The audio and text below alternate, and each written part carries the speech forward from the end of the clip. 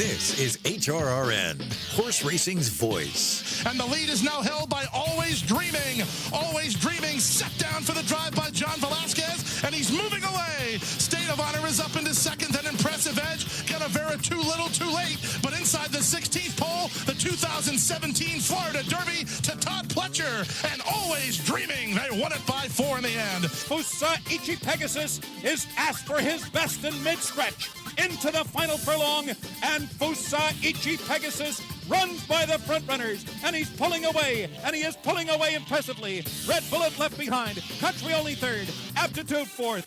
Fusa Ichi Pegasus will roll into Kentucky as the favorite in the Derby. Welcome to the Equine Forum, presented by TwinSpires. They're moving for the stretch. No work, all play.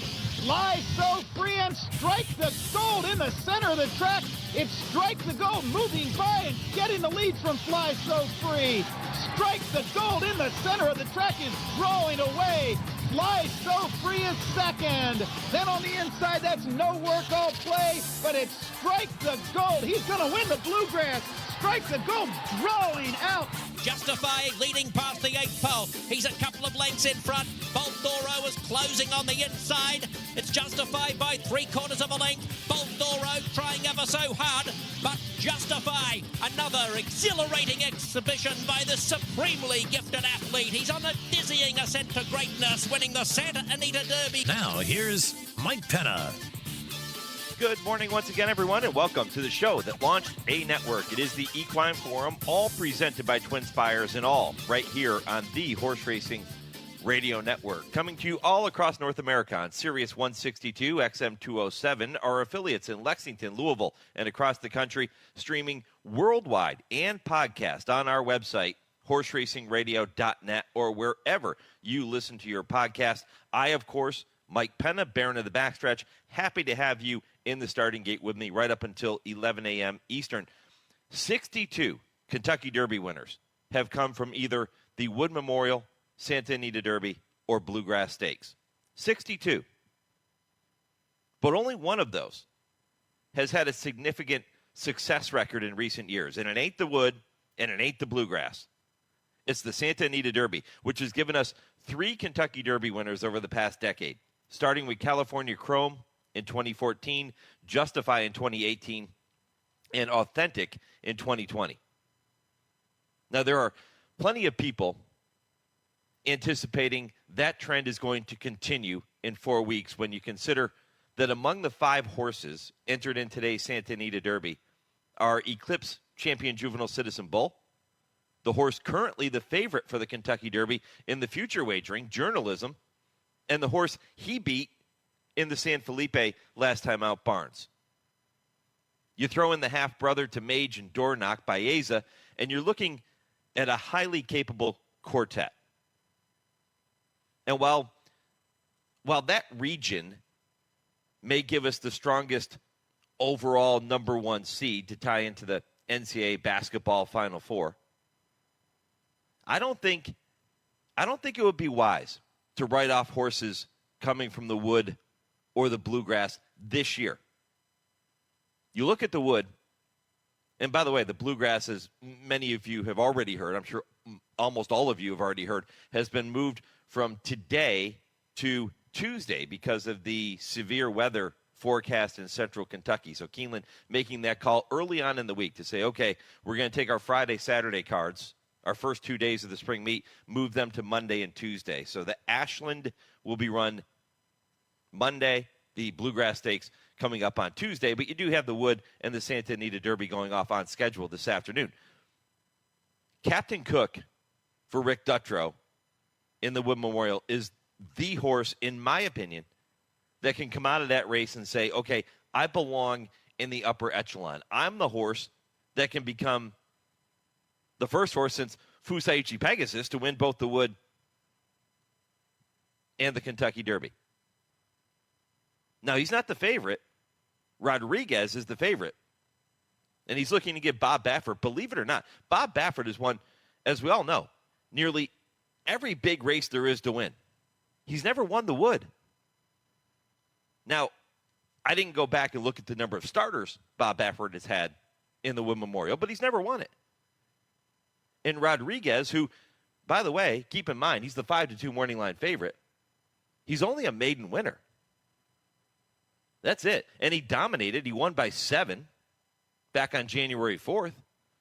But then he was second in the Robert B. Lewis and third in the San Felipe.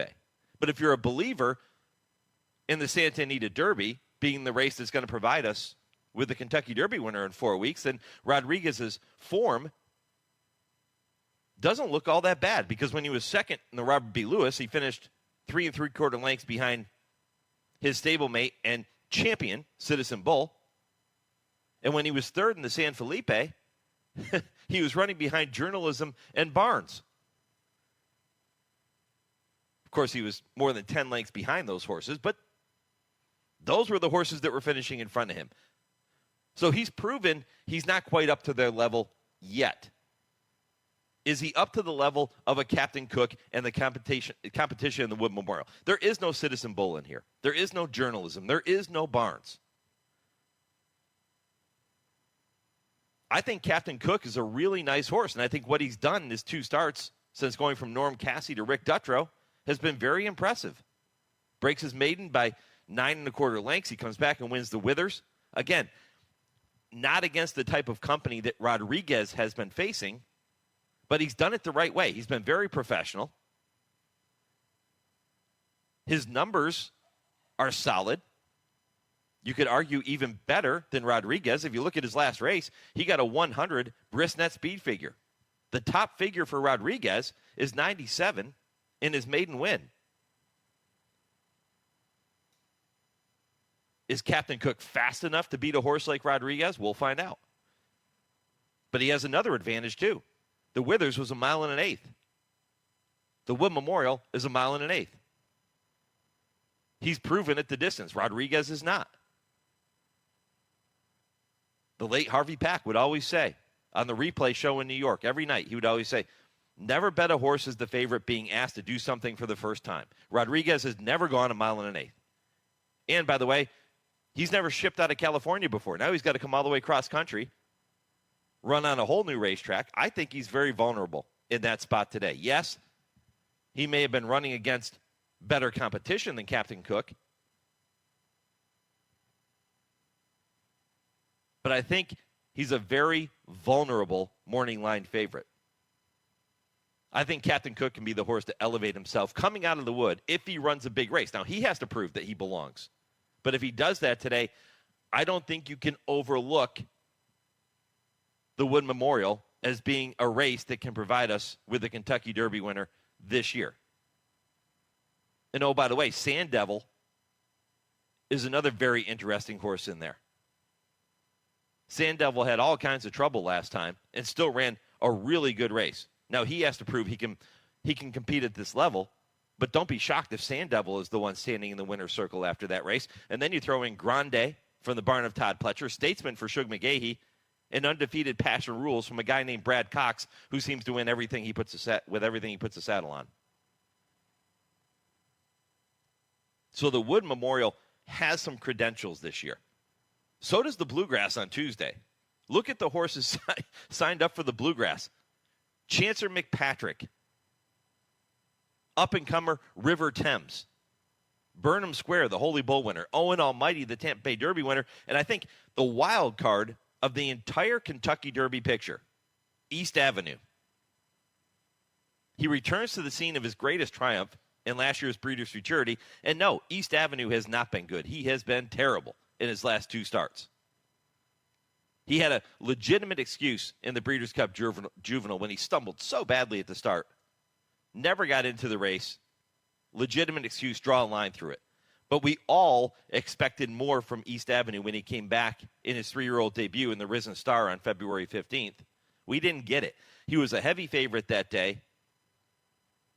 He got into the race early, and then there was just nothing there. When Tyler Gaffleone asked the question, East Avenue was empty. Is that the true East Avenue, or do we see the real East Avenue later today, the Breeders' Futurity winner? I should stop saying later today because the race is now on Tuesday. But do we see East Avenue on Tuesday in the Bluegrass assert himself and say, okay, yeah, this is me. This is the real East Avenue. And then you say, okay, well, is he just a horse that runs well at Keeneland? So even if he runs a big race, people will still doubt East Avenue because of what happened in the Breeders' Cup Juvenile and more specifically in the Risen Star, where he really didn't have any excuse at all. His trainer, Brendan Walsh, going to put blinkers on for the first time. Maybe that helps his focus a little bit. Maybe they picked up on something in the Risen Star that led them to this decision, and maybe we see a different East Avenue. He is the wild card, because if he runs huge, what do you do with him in the Kentucky Derby?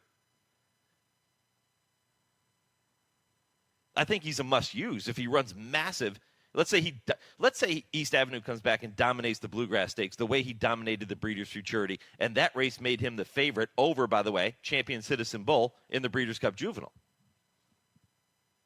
Let's say he does that.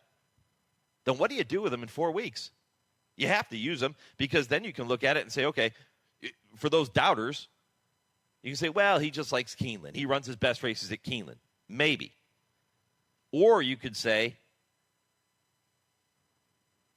the blinkers made all the difference in the world. He was a young horse still trying to figure things out. You draw a line through the Breeders' Cup Juvenile, and now he's got it. And now Brendan Walsh touched on something that has helped this horse go to the next level, fulfill his true potential. I'm not willing to give up on East Avenue yet. I told you back in January on this very same show, he was a horse that I was picking to win the Kentucky Derby in January. I don't feel the same way about him now. But you better bet if he runs a huge race and dominates the Bluegrass on Tuesday, I'm not throwing him out. He is going to be on my ticket in the Kentucky Derby, because you hate to have him beat you if he is the true East Avenue that we saw early on in his 2-year-old season.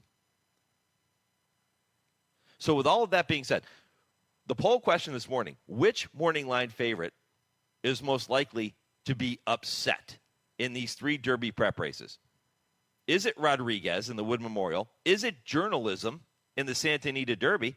Look, he's good, but he's going to have his running shoes on if he wants to win that race. Or is it River Thames in the Bluegrass?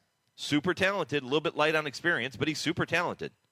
Which morning line favorite? Which of those 3 is most likely to be upset? Rodriguez, Journalism, or River Thames? You can go to @HRRN on X. You can go to Horse Racing Radio Network on Facebook to let us know your vote. And if you're not on social media, you can still let us know. Email the show, mike@horseracingradio.net, and let me know which of those morning line favorites you feel is most susceptible, most likely to be upset either later today or on Tuesday.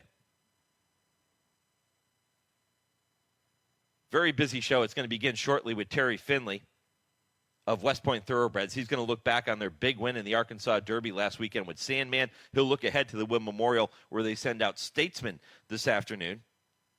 Elliott Walden going to be with me at 8:35. He's going to look back on the Florida Derby win with Tappan Street and then talk about River Thames in the Bluegrass. How confident is he in his ability to deliver a winning performance coming up on Tuesday afternoon? And has the schedule change affected what their plans were going to be in any way with River Thames, whether it's going into today's race or looking ahead to the Kentucky Derby? Also going to talk with Kurt Becker coming up in the second half of the program, 9:20 Eastern. Kurt brings you his Stroll Through Racing History every week. This week, his story is about Good Magic, and when he joins me at 9:20 Eastern, he's going to talk about Good Magic. He was on the stand when Good Magic, the 2017 champion juvenile, sold as a yearling at Keeneland. And we have been celebrating Good Magic Week presented by Keeneland Sales all week long. It wraps up today. Kurt will help me do that. Kurt also, as you know, the announcer at Keeneland, the only announcer Keeneland has ever known. And Kurt's going to talk about this weekend, the changes that were made, and he's going to look ahead to what we'll see tomorrow, Monday, Tuesday. Looking forward to that conversation at 9:20. 9:40, Aron Wellman of Eclipse Thoroughbred Partners. You'll hear from him. He'll talk about journalism in the Santa Anita Derby. He'll give you an update on Locked, the big cap winner, and he'll talk about his Kentucky Oaks candidate, Fondley, who was so impressive in winning the Virginia Oaks in her most recent outing. So that comes up at 9:40. And in between all of that, Robert Hartman, the chair of the UofA Racetrack Industry Program, will be with me at 9 o'clock to talk about their program and share some updates as to the cool things happening at the UofA Racetrack Industry Program. Hour 3 begins at 10 o'clock Eastern. It begins with the TwinSpires Triple Play. Ashley Anderson has 3 races you can keep an eye on later today. Kurt Becker, Stroll Through Racing History at 10:20, and at 10:30, Dale Romans. Tim Wilkin will be with me for I Ask, They Answer. Time now to go to our producer, Lee Delapina, and see what he has cooked up for this week's impossible trivia question. Lee? All right, thanks, Mike. We got an easy one for you this week. Which racehorse holds the world record for being the fastest? And to make it just a little bit harder, exactly how fast did she run? No Googling. We'll give out the answer at the end of the show. I don't know how easy that one is. This impossible trivia question is something we started about a month ago, and it's become incredibly popular. If you think you know the answer, go ahead and email the show, post it on our social media pages, or just keep it to yourself and see if you're right. Again, we'll reveal the answer in the final segment of the show right around 10:55 Eastern Time. When I come back, Terry Finley of Point Thoroughbreds talking Derby with me. This is the Equine Forum presented by TwinSpires on HRRN, horse racing's voice. Race to TwinSpires, where you can unlock a $25 risk-free bet. Just use the code HRRN25 when you sign up. And if your first bet doesn't win, TwinSpires will refund your account up to $25. Wagering on the app is fast with free past performances, insider picks, and power plays every day you wager. TwinSpires. Download the app today to earn your $25 risk-free bet. Void where prohibited. For terms and conditions, visit TwinSpires.com. Must be 18 or older, 21 and older where applicable. For help with a gambling problem, call 1-800-GAMBLER. They're off in the Kentucky Derby. His sire is one of the most exciting young stallions in the world. His dam has become one of the most important brood mares in the industry. And on the first Saturday in May, his genetic brilliance shined brightest on racing's biggest stage. They come into the final 16, and it is going to be Mage to win the Kentucky Derby. Mage, standing at Airdrie Stud. Think about it. All the action, all the biggest players, all in one place. Follow the action from the racetrack to the sales ring at Keeneland on closing day of the spring meet. Right place, right time, right here. Make your move at the April Selected Horses of Racing Age sale, Friday, April 25th at Keeneland. Learn more at april.keeneland.com. You're listening to the Equine Forum on HRRN, presented by TwinSpires. Here's Sandman threatening to run a big one, and Cole Battle, Speed King's done.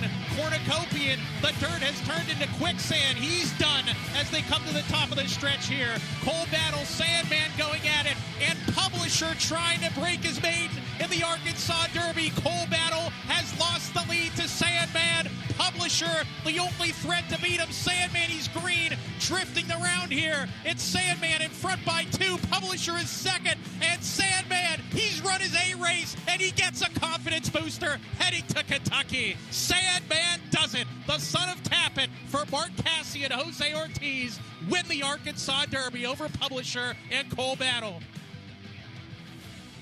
Welcome back to the Equine Forum, presented by TwinSpires. Mike Penna, Baron of the Backstretch, with you up until 11 a.m. Eastern on this Saturday morning. Huge weekend of racing. It was a big weekend last weekend as well. And you just heard Matt Dinnerman with the call of the Arkansas Derby. Sandman getting the victory there for trainer Mark Cassie. His owner, Terry Finley of Point Thoroughbreds, is with me now. Sandman on his way to the Kentucky Derby. West Point going back to the Kentucky Derby. They also have Statesman in the Wood Memorial later today. We'll talk about Statesman as well. Terry, good morning, my friend. Congratulations on that big win. Hey, good morning. And I really like that nomenclature, the Baron of the Backstretch. That's pretty good. I've been using it for more than 20 years. You're just picking up on this now? I do have a short memory, so I'm not sure I've heard it before, but it's good. It's good. Take it, run with it. So really great to be on with you. I'm going to make a confession here, Terry. I was not a believer in Sandman going into the Arkansas Derby last week. So he proved me wrong. I want you to defend your player here for a minute and tell me why he is a legitimate Kentucky Derby contender other than a win in the Arkansas Derby. Pretend I just picked Navy to beat Army in the Army-Navy game, and defend your player for me. Well, that would have been a little bit too far, but let me talk about let me talk about this colt. I mean, obviously, it cost a lot of money. All he did was gallop Mike at the 2-year-old sale in Ocala. So, he's always a big framed horse. Just seemed like he was getting better and better.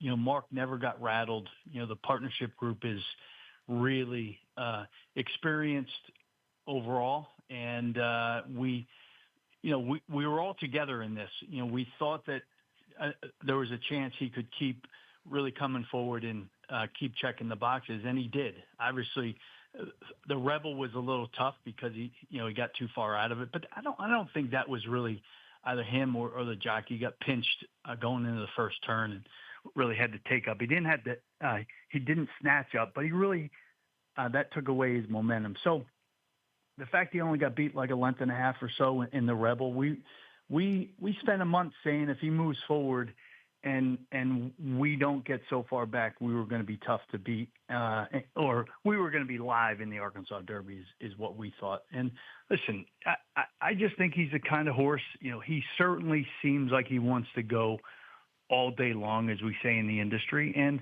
I think he's got a great mind. I mean, the Arkansas marching band, they played the national anthem when all those horses were in the paddock.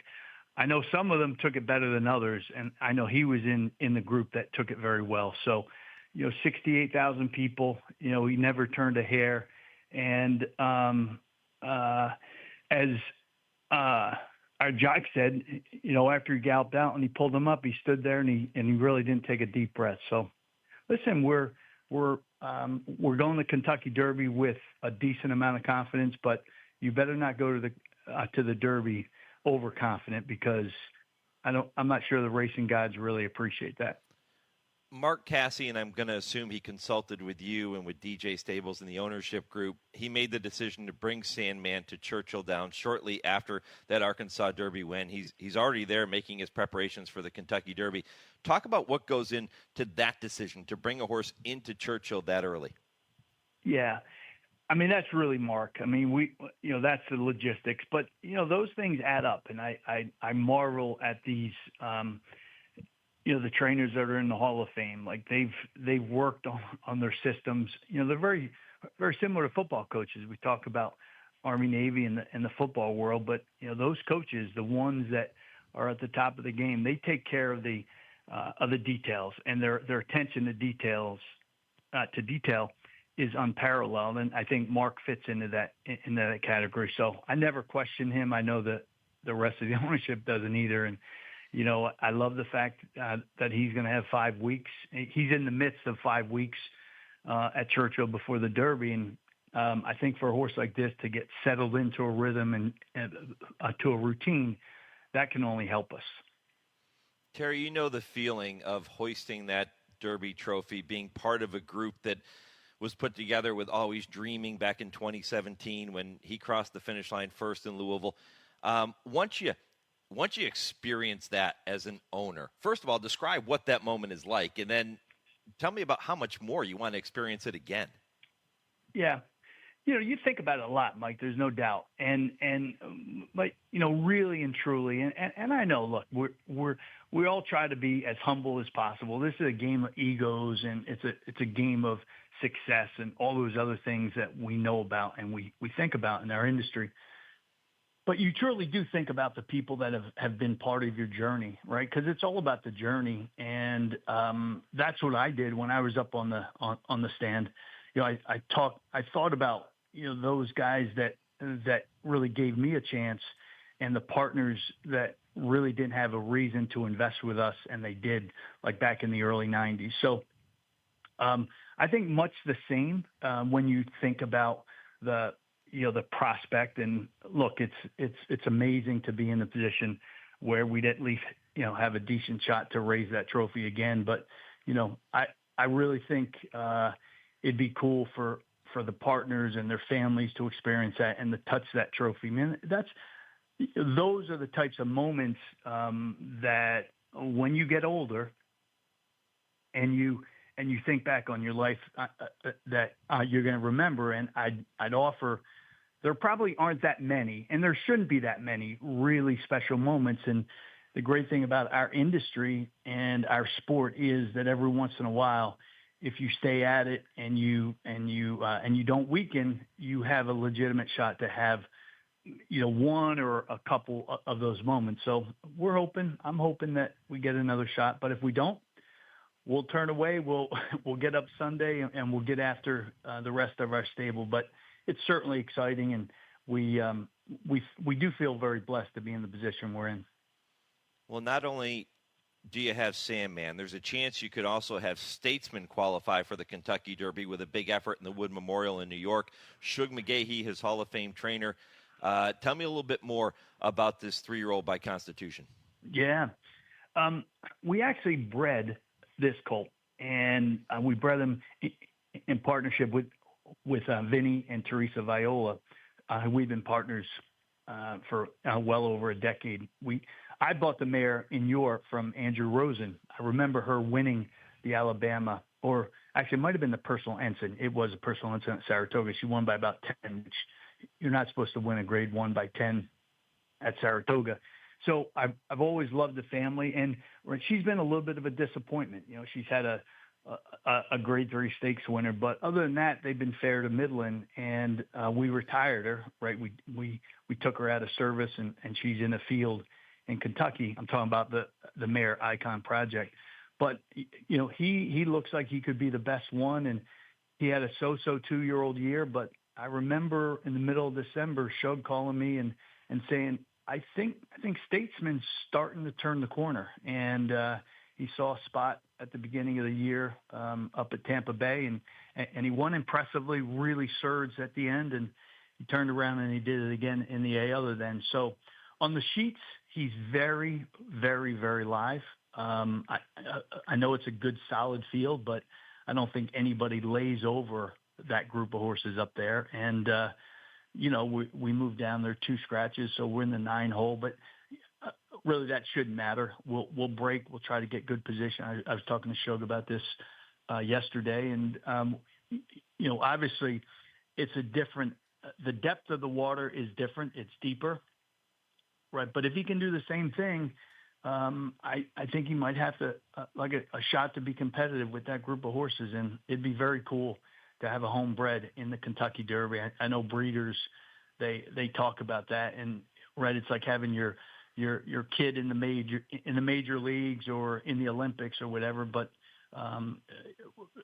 overall, we haven't bred that many horses, but that's always been a dream of mine. So we'll see if it comes true today in the Wood Memorial. Yeah, he's a very interesting horse in there, and I know there are plenty of people out there that are fans of Statesman based on what he has done since he's come back here as a 3-year-old in those 2 wins at Tampa Bay Downs. The water's deeper in the Wood Memorial. He'll have to answer that bell, but if he does, we could be looking at 2 starters for West Point Thoroughbreds and their ownership partnerships in that Kentucky Derby, which would be just music to the ears of Terry Finley, who is my special guest here on HRRN. Terry, let me segue to another topic completely. We have been celebrating Good Magic Week all week long on the network, on our social media pages, our website, on all of our shows. We've been visiting with his connections. We've been sharing highlights of some of his big wins. And you have a very exciting son of Good Magic. Good Magic, of course, a Keeneland Sales graduate. This whole week has been presented by Keeneland Sales. Tell me a little bit more about Sorcerer's Stone. Sorcerer's Silver. Sorcerer's Silver. Yeah, there you go. Silver. My bad. I have a 3-year-old. I have 5 grandkids. I have a 3-year-old granddaughter, and she's so cute when she tries to say sorcerer. So, so if we go to we're going to go to Pat Day with that colt. He's 2 for 2. Boy Dale Romans trains him, and we bought him at Timonium at the Phasig sale. He had a little chip in an ankle. But Steve Venosa sold him, and we've been doing business for 30 years. So he said, I really like this horse. I think he can run. He just chipped an ankle in the breeze. So we took it out, and, I know one thing that really got me going on this colt, right? Tammy Fox, who is the significant other of Dale Romans, she downplays, 98% of the horses that she breezes, right? If she doesn't like them, she'll tell you. And if she just shrugs your shoulders, you got a so-so horse, or, you got a horse. But the other, probably at the end of the year, she called me herself and she said, this little horse can really run. I said, who are you talking about? And she said, the Good Magic. So, that really had me thinking about all winter. And then he's a Florida bred, so he was able to bring his maiden in the Florida bred maiden ranks. And Irad got off and said, we can go open company. And Gulfstream was nice enough. They were kind enough to get a Florida bred other than to go about 2 weeks ago. And he did the exact same thing. And Irad got off and said, let's go to the Pat Day Miles. So that's where we're going, and we'll see where he stacks up. But I've always been a really big fan of Good Magic. I remember he beat us in the Bluegrass, and such a big, beautiful horse. I know John Secura has done a superb job with him at stud, and I think the future is unbelievably bright for Good Magics. And you look at the yearling sales and at the 2-year-old sales, like you put him in the range of the top stallions that you would buy from. He's kind of earned his way into that, and I'm not sure it's a surprise, but we all know how hard it is for these stallions to kind of push their way into the upper ranks, and I think he's done it with aplomb. Terry Finley here on HRRN. Terry, before I let you go, got a commercial break coming up here in just a minute, but give me the update. Who walked away with more victories on the golf course in Florida? Was it you or was it Dale Romans? Yeah, we played quite a bit. We actually played with Shug McGahee, and I had a bad day that day, so I'm sure he'll talk about that. But, it was very, very close, and we probably need to, at some point, before the Triple Crown ends, to get back on and to really settle that score. But we've both improved because you keep at it, and you're going to improve your game if you're thinking about it. But it's a fascinating game, and I've really grown to love the game and to look at the science and the art of it. It's really fascinating. I love it. And I know Dale obviously has come a long way in any number of ways, but his game has improved really dramatically. But I'm a better athlete, and I think I'm on the score sheet. I'm one up, I think, but you can check with him on that and see what he says. Who likes to talk more smack and get into the other players' heads on the golf course? Is it you, Dale, or Shug?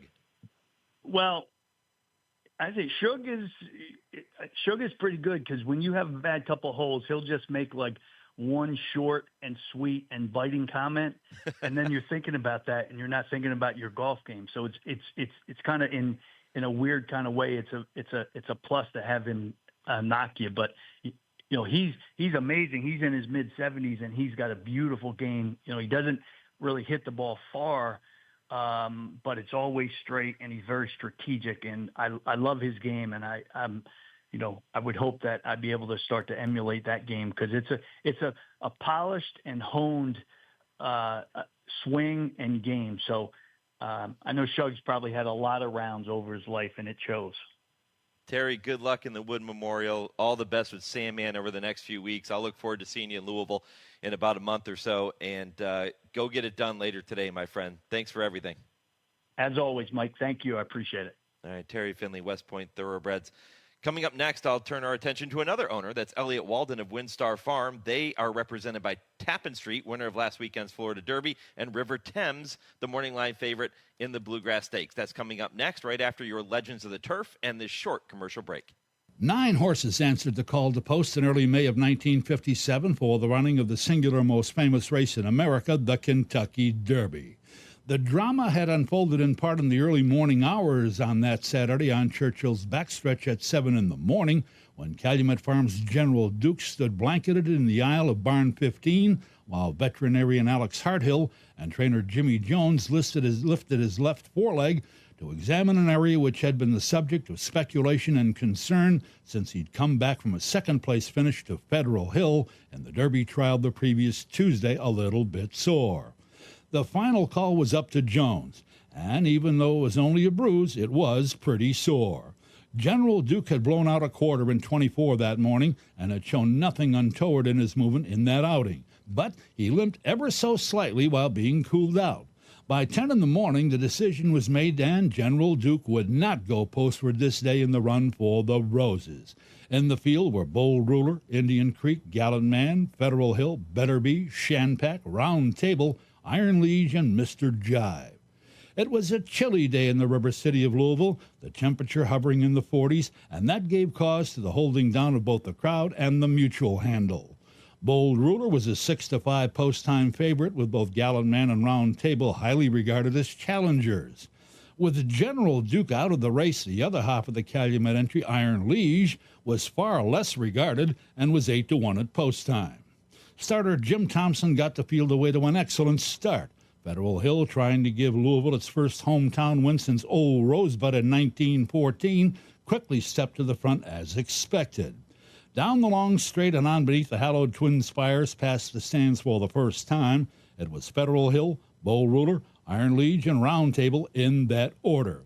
On around the turn, they maintained the same positions, with the first half going in 47 flat. Down the backside, both the front-running Federal Hill and Bold Ruler drifted out a little bit. That left just enough room down along the fence to let the wily Bill Hartack send Iron Liege along to within a half length of the lead. The first 6 panels had been covered in 111.2. As they approached the far turn, Federal Hill slanted back in toward the rail, and Hartack, fearing he would be shut off, took up a little bit and decided to go on around the front runner. It was Federal Hill by 3 parts of a length, Iron Liege and Bold Ruler, as they hit the top of the stretch. Hartack had utilized another ploy of a crafty reinsman by using both Federal Hill and Bold Ruler as a windbreak for part of the run down the backstretch, and there was a stiff breeze blowing down the backside, and in so doing, he had saved as much of his horse as he possibly could. Midway through the far turn, Hartack turned his mount up a notch, and it brought him up abreast of Federal Hill as the two matched strides on down to the 3/16 pole. Iron Liege gained bit by bit and in a half-a-length lead at the 8th pole, but Bill Shoemaker had Gallant Man going full throttle, and he was eating up ground with every stride on the outside. He was now only a half-length behind Federal Hill and a length behind the leader, Iron Liege. He had been 7th after a half, some 13 lengths out of it. He had close to 5th, just 5 off the leader, Federal Hill, at the quarter pole, and was picking him up and laying him down, passing his horses. Just inside the 8th pole, he passed Federal Hill and took dead aim at Iron Liege, with Round Table now 3rd. At the 16th pole, Gallant Man had shoved his nose in front of Iron Liege and appeared to be an absolutely certain winner. Wait just 1 minute. Shoemaker stood up in the irons, mistaking the finish line. That momentary lapse cost him the victory by a long nose as he recovered to get back in full stride too late. Iron Liege, the Calumet second stringer, with Hartack notching the first of his eventual 6 Derby scores and Calumet racking up its 6th Derby winner, had upset the dope. It was memorable for a couple of reasons. First of all, the absence of General Duke, and, more importantly, the miscalculation of Shoemaker, who stood up a 16th too soon. In May 1957, in the Kentucky Derby, a most memorable moment in thoroughbred racing, and in its own way, a great moment in racing. This is HRRN, horse racing's voice. Race the TwinSpires, where you can unlock a $25 risk-free bet. Just use the code HRRN25 when you sign up. And if your first bet doesn't win, TwinSpires will refund your account up to $25. Wagering on the app is fast, with free past performances, insider picks, and power plays every day you wager. TwinSpires. Download the app today to earn your $25 risk-free bet. Void where prohibited. For terms and conditions, visit TwinSpires.com. Must be 18 or older, 21 and older where applicable. For help with a gambling problem, call 1-800-GAMBLER. This is Good Magic Week, presented by Keeneland Sales on HRRN. All the action, all the biggest players, all in one place. Follow the action from the racetrack to the sales ring at Keeneland on closing day of the spring meet. Right place, right time, right here. Make your move at the April Selected Horses of Racing Age sale, Friday, April 25th at Keeneland. Learn more at april.keeneland.com. You're listening to the Equine Forum on HRRN, presented by TwinSpires. Super Saver Calvin Moreau, 1 furlong from the Derby here. Nobles Promise wins in second. Peggy O'Connell is now third. Make music for me. Big Moonshot now fourth on the outside. And they're coming down to the finish. And it is Super Saver. A late run from Lunchbox, but it's Super Saver and Calvin Moreau. The unflappable Calvin Moreau riding that rail to victory once again in the Kentucky Derby. Justified, a two-lane lead as they come to the final 16. Good Magic on the outside is second. Audible third toward the inside. Then in Still Regard, they're coming to the wire. He's just awesome. Justify has won the Kentucky Derby. Tom Dirk and Larry Colmus with the calls of a pair of Kentucky-bred Kentucky Derby winners owned by WinStar Farm. Justify, of course, a Triple Crown winner, which leads me to this week's Kentucky-bred conversation presented by the Kentucky Thoroughbred Development and Breeders Incentive Funds, which issued a record $20 million in KTBIF awards this year to breeders of Kentucky-bred horses. And Elliott Walden is the president and CEO and racing manager of WinStar. He's also bred and raised in the bluegrass, and he joins me now here on HRN. Elliott, good morning, my friend. Morning, Mike. How are you? Doing really well. It was fun to look back on those two races coming out of the commercial break. You're hoping to add another one to the WinStar legacy with either Tappan Street or maybe even River Thames, who we'll see in the bluegrass on Tuesday. But let's go ahead and start with Tappan Street and that huge win in the Florida Derby last weekend. How impressive was that? It was exciting. We kind of put all our eggs in one basket by waiting and running him in the Holy Bull to the Florida Derby 8 weeks, gave him 8 weeks, and really did that thinking he was a good horse. The main reason for that is to really have him be on his best on Kentucky Derby Day, not Florida Derby Day. And so to see him run the way he did was exciting, and I think it was a good formful race with Sovereignty in there. And Luis Saez is very high on him. He usually doesn't say a whole lot, and when he got off of him in the Holy Bull, he said, we're going to win the Kentucky Derby. So, I don't know if that's going to happen, but we were fortunate enough to win the Florida Derby. When did you first get the sense that he could be special? When he was working at Churchill last summer, he kind of rose to the top of what Brad had there. He was working with a horse that we actually have in a maiden race on Tuesday as well, named Invictus, who we thought very highly of. He didn't run well in his first start at Saratoga. This horse had a little setback, got entered, and then couldn't make the race in his last breeze. He got a little injury, had to do a little surgery on him on an ankle.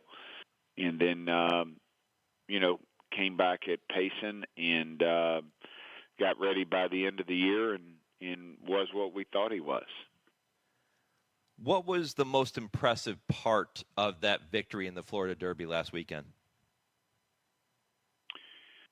I think the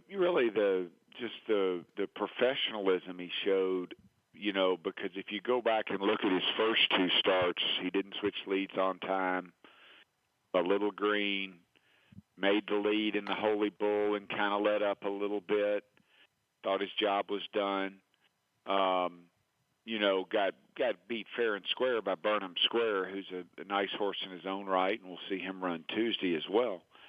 But if you go back and watch it, he was late switching leads.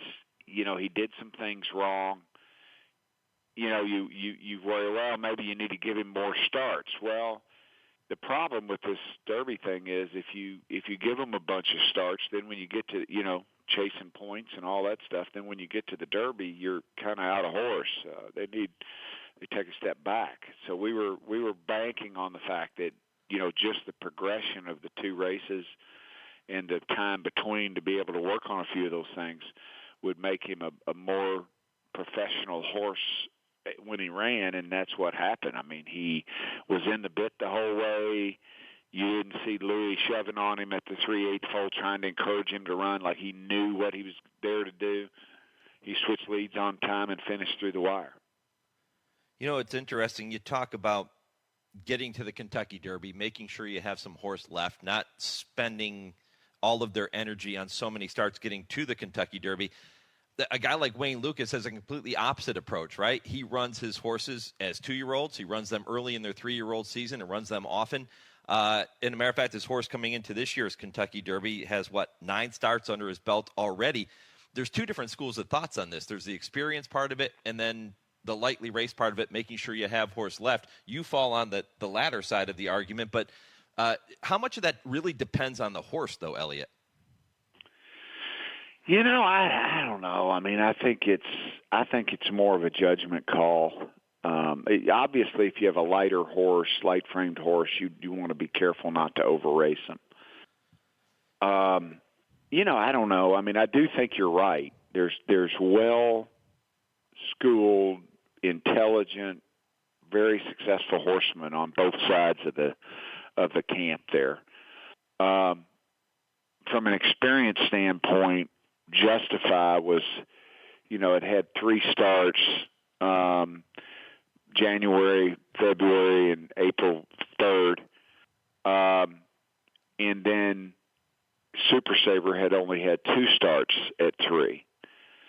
So, we kind of feel like that it's less is more a little bit in that regard. And we could be wrong.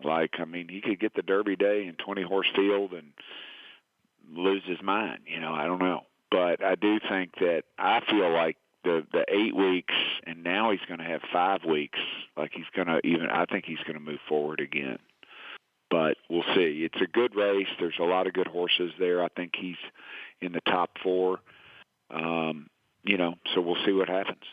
You have a pretty good one going in the Bluegrass Stakes on Tuesday at Keeneland. That race, of course, originally scheduled for today, shifted to Tuesday because of the severe weather forecast for central Kentucky. River Thames. This is a horse who is light on experience, but my goodness, does he have some talent. A huge race in the Fountain of Youth last time out. Tell me more about him. Well, he did run big in the Fountain of Youth and caught a very good horse in Sovereignty. And, it looked like towards the wire there that he let up a little bit. You could see his left ear come up and, almost like he thought the race was won. We've thought very highly of this horse as well last summer at Saratoga, and Todd really liked him, and he had a little setback, and we had to bring him to the farm and give him 30 days off, and then got him back going. And I think he is a very talented horse, and we'll see where we are with him on Tuesday. And in some ways, I'm happy they moved it. Hopefully, it'll be a fast racetrack then. Instead of adding another variable in the slop on today, which obviously, as we're sitting here in Lexington, Kentucky, we know that it would be terrible out there today. So I'm grateful for that, and we'll see. Hopefully, it'll be fast by Tuesday.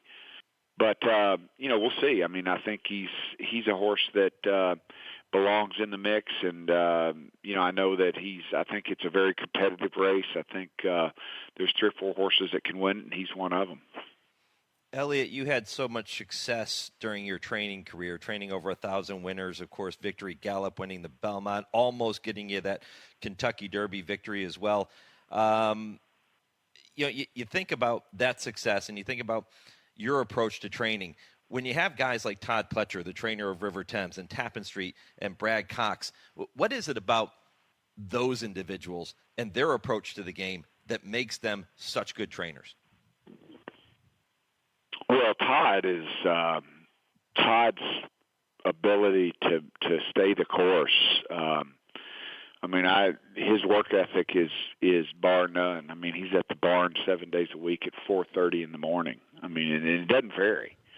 And he's very level. Doesn't get too high, doesn't get too low. Is confident in his beliefs and in the way that he does things.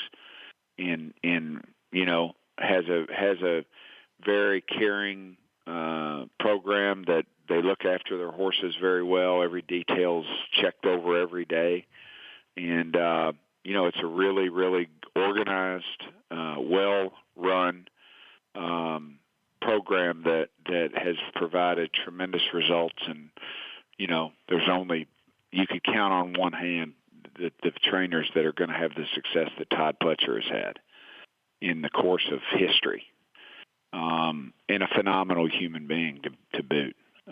Just a great guy to deal with on a daily basis. Professional, just a super human being in a class act. Brad is, he's. I wouldn't say he's not as organized. He works very hard as well, very detailed. They pay a very close attention to their horses. Whenever he puts them on the racetrack, they show up. And I would say that he has a great intuition for things as well. And I think that's probably his greatest strength, is his ability to kind of understand his horse and know where they belong. And he gets it right because his win percentage is so high. I think he's willing to give a horse time. We had a horse yesterday win at Aqueduct named Star of Wonder. He won 3 out of 4. We sent him home after his last win at Churchill to give him. Felt like he wasn't quite fast enough to compete in the Clark and races like the Pegasus. And so, hey, let's turn him out for 30 days. Nothing wrong with him. Just turn him out for 30 days, and let's bring him back to pace and see if he can get bigger and stronger. And he ran a 96 Beyer number, and Brad was off like that, was right up his wheelhouse. He does that a lot, where he'll give a horse time and let them come to themselves. Now, one trainer a Hall of Famer, the other well on his way to having a plaque in Saratoga Springs up the road for sure. Elliott, before I let you go, let me just throw this out there. We can get this done right now on national radio. George Pickens for Joe Burrow. You get a hold of your people in Cincinnati. I'll talk to Tom Rooney, get the Rooneys involved, and we'll see if we can get this done. What do you think? I think George and Aaron Rodgers are going to have a nice time in that metaverse, meditating on Mike Tomlin's words. It's going to be interesting. The standard is the standard. We just need a quarterback. I don't think Mason Rudolph is the standard we all expected, but who knows? We'll find out. Who knows? It's going to be fun. It always is. It's always fun to banter with you about the AFC North as well.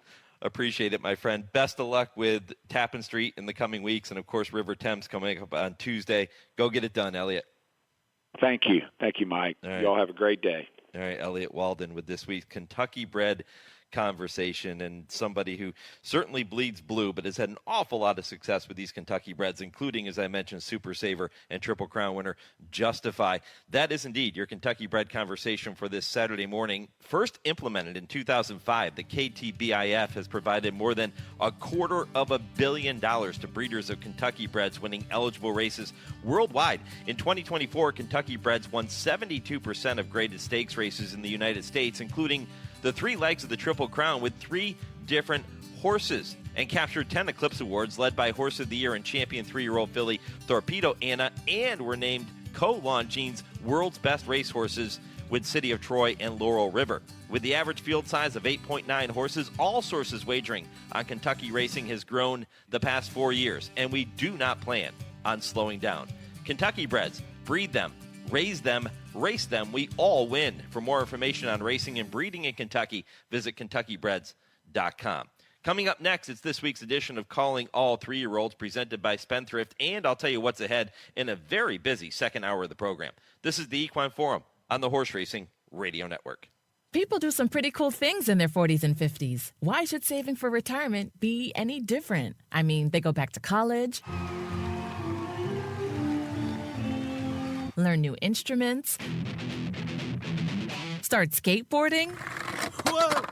Okay, maybe that one's not for everybody, but saving for retirement is. With aceyourretirement.org, you can get on track with your retirement savings no matter your age. Just have a 3-minute chat with Avo, the friendly digital retirement coach from AARP. You'll get personalized recommendations based on your input that are easy to understand and work with your lifestyle. It's quick, easy, and free. Plus, it's sponsored by AARP, so you know they got your back.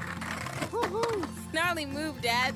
Thanks, sweetie. So wherever you are in your retirement savings journey, head to aceyourretirement.org and start chatting with Avo today. That's aceyourretirement.org. A message from AARP and the Ad Council.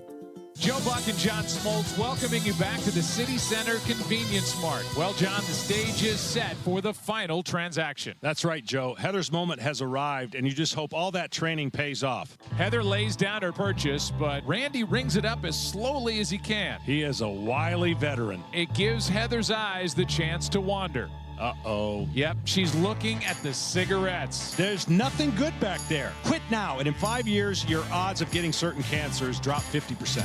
Meanwhile, Randy's stone-faced. He's giving nothing away. He just stands there, wetting his cashier's finger on that sponge. Heather toes the rubber. Here we go. Heather's arm is in motion. But instead of pointing at the back wall, she just grabs the gum off the counter. That's a slick move. Heather back. She is out of there. Even Randy tips his cap to Heather. Stand Up to Cancer and Rally wants you to reduce your risk for cancer. Go to takeahealthystand.org.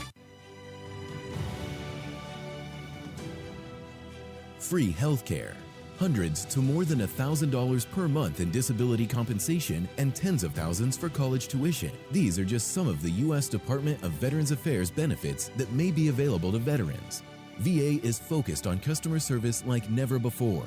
Choose VA and see why veterans' trust in VA reached an all-time high. Claim the benefits you've earned at choose.va.gov. Thursday evenings, 6 to 7 p.m. Eastern, is the Brisnet.com call-in show. It's your chance to call in and let the Horse Racing Radio Nation know what's on your mind. Call us at 888-966-HRRN. That's 888-966-4776. And discuss the topics you choose in the world of thoroughbred racing. The Brisnet.com call-in show. Sirius 162, XM 207, and streaming live at horseracingradio.net. They're all in line. And they're off. Spendthrift Farm presents Calling All 3-Year-Olds with Bobby Neuman. Two big Grade 1s on the road to the Kentucky Derby took place last weekend. At Gulfstream Park, the Florida Derby saw the return of Fountain of Youth champ Sovereignty taking on 9 others. But he never looked like he got hold of the track and could muster no better than second behind the lightly raced Tappan Street. The son of Into Mischief got a great trip despite a bad post and held off the favorite to win by over a length. At Oaklawn, the Arkansas Derby brought together a field of 9 trying a mile and an eighth. Bob Baffert's Cornucopian was trying winners and 2 turns for the first time, but he got involved in a ridiculous speed duel with Speed King, and both were done before they reached the home stretch. That allowed closers Sandman and Publisher to roll on by from the back of the pack, picking up the 150 Kentucky Derby points, respectively. There are 4 major stakes for the 3-year-olds this week. At Santa Anita, the Grade 1 Santa Anita Derby showcases current Kentucky Derby favorite Journalism, taking on 2 highly regarded Baffert trainees in Citizen Bull and Barnes. It's just a field of 5, but with some really heavy hitters. At Aqueduct, the Grade 2 Wood Memorial sees Withers champ Captain Cook take on the West Coast-based Rodriguez, as well as talented runners like Sand Devil, Hill Road, and the undefeated Grande, amongst others, in the full field of 12. This morning in Dubai, the Grade 2 UAE Derby sees the return of Gotham winner Flood Zone as he takes on 4 Japan-based runners and several others in the international field. Then Tuesday at Keeneland, the Grade 1 Bluegrass takes center stage. River Thames, Owen Almighty, East Avenue, Chancer McPatrick, and Burnham Square will compete for the grand prize. Next week, we preview the final Kentucky Derby points qualifier, the Grade 3 Lexington Stakes at Keeneland. I'll be back with this week's top 5 list right after this word from Spendthrift. Zandon's poetry in motion. Big horse, but light on his feet. And he's always showed up and been consistent and been right there with some of the top horses in training. In the Bluegrass Stakes, he showed his determination and his raw ability. It's over. Sandon wins the Toyota Bluegrass. I feel breeders will be really blown away by what a striking, outstanding-looking horse he is. Check out the first foals by Grade 1 winner Zandon at SpendthriftFarm.com. This week's top 5 list of Derby contenders looks like this. Number 5, River Thames. Big effort when second best in the Fountain of Youth. He goes Tuesday in the Bluegrass at Keeneland. Number 4, Tappan Street. Great effort when winning the Florida Derby and just keeps getting better and better. Number 3, Sovereignty. Second best to Tappan Street in the Florida Derby, but it didn't look like he loved the racetrack. Chance for better in Kentucky. Number 2 is Barnes. He ran big despite suffering defeat in the San Felipe, but was miles clear of the others. Still lots of room for improvement. And number 1 is Journalism. He ran huge in tracking down the lone leader Barnes in that San Felipe. He should be tough once again today in the Santa Anita Derby. That's your Calling All 3-Year-Olds segment presented by Spendthrift, the Breeders' Farm. Well, it is indeed Santa Anita Derby Day at the Great Race Place. Post time, 12 p.m. Pacific. Mandatory payouts are coming up tomorrow, April 6th. Make sure you stay tuned for that. I'll tell you more about that in a minute. Be sure to play the traditional $2 Pick 6 and take advantage of low takeout classic meat wagers such as the $3 All-Turf Pick 3, the $3 Late Pick 3, the $5 Late Double. And for contest players, check out today's $1,500 Santa Anita Derby Challenge, offering a $5,000 on-track bonus if you're playing on track. Tomorrow's closing day card offers mandatory payouts. All pools must pay out, excluding the 3x3 and the coast-to-coast Pick 5. For more information, you can visit santaanita.com. Hour 2 begins momentarily. I'll tell you what's ahead there right after this 10-second pause for station identification. This is the Horse Racing Radio Network, where racing comes to talk.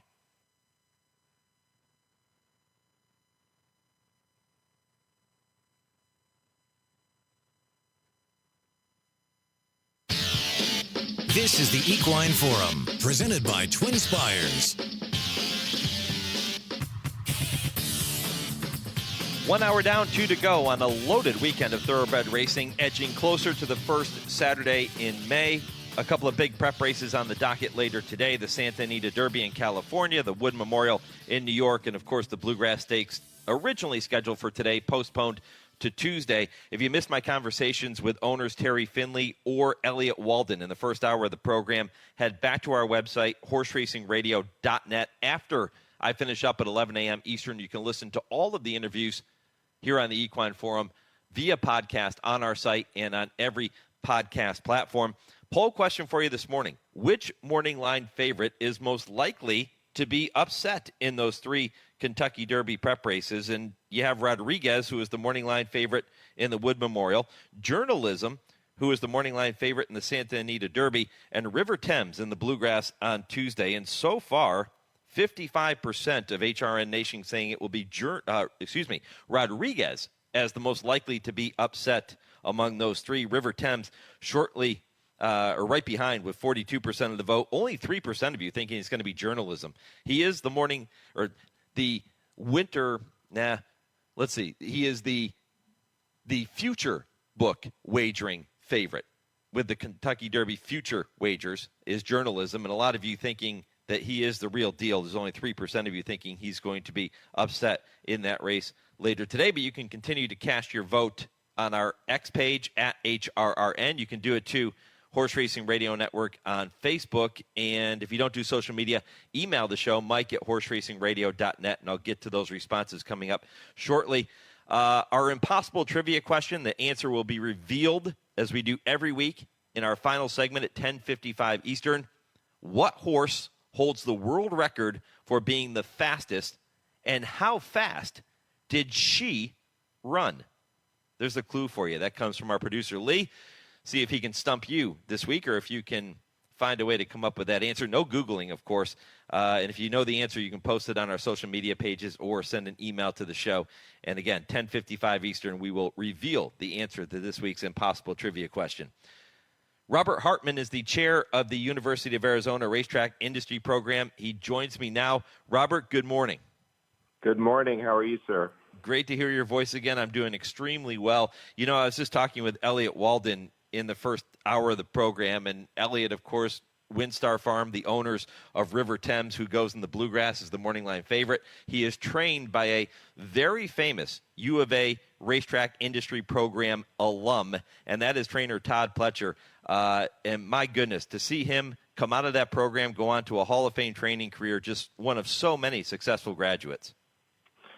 Yeah, and he's super supportive of our program to this day. He was out here giving a guest lecture last month to our students and just talked about, careers in racing. And I thought one of the most interesting questions posed to him was, how did you decide, or when did you decide to finally break away from Wayne Lucas and go out on your own? And, he thought about it, and it's tough, right? It's tough to leave all those champions that Wayne had at the time to start a three-horse stable. So it was just interesting for him to give his perspectives on careers and his path. Yeah, fantastic representative for that program. Tell me a little bit more about the Racetrack Industry Program and what students can expect when they enroll. Yeah, so we've been around for over 50 years, and we've touched every part of the racing industry, both domestically and internationally. And our goal and our mission is to prepare students to be day one ready for a career in racing. And even with the consolidation that we see in racing, my track that I worked at, Golden Gate, is closed, and there's some questions about Florida and some other places. There are more career opportunities today than probably ever before. The industry is in need of young people to contribute to the industry, and that's our goal and our mission, is to have students ready for that challenge and work in all facets of the industry. Where are you seeing the most potential for employment opportunities within the industry now? What sectors, if you will? Yeah, so like mutuals, like every racetrack needs somebody that understands the mutual department. So like a director of mutuals working up to that position. One racetrack, and I won't mention their name, has an 80-plus-year-old mutual director of mutuals because they can't let that person go. They need that person so desperately because there's no skill set for the people, behind him. So that's one. Track maintenance, believe it or not, track superintendents, knowing how to take care of a turf course, knowing how to take care of a dirt track. That is in desperate need in our industry. And the third one, which you would have to take some schooling after you're done with our program, but equine vets. That is a sorely needed discipline, and if you want to go down that road, there's jobs waiting for you in any of those areas. What types of projects or assignments are the students currently working on that are part of that program now? Yeah, so we have some fun things that we're doing. We just did a wagering security project, so students looked back at kind of wagering scandals in the past. And where people hack the system. So whether it's what we now call the Fix Six, where somebody went in on the back end and punched, winning pick six tickets after the races had been run. And they looked at a number of other issues, how people manipulate odds at racetracks here in the States with the goal of placing wagers offshore. So, a favorite, you bet on an opposite horse in the race.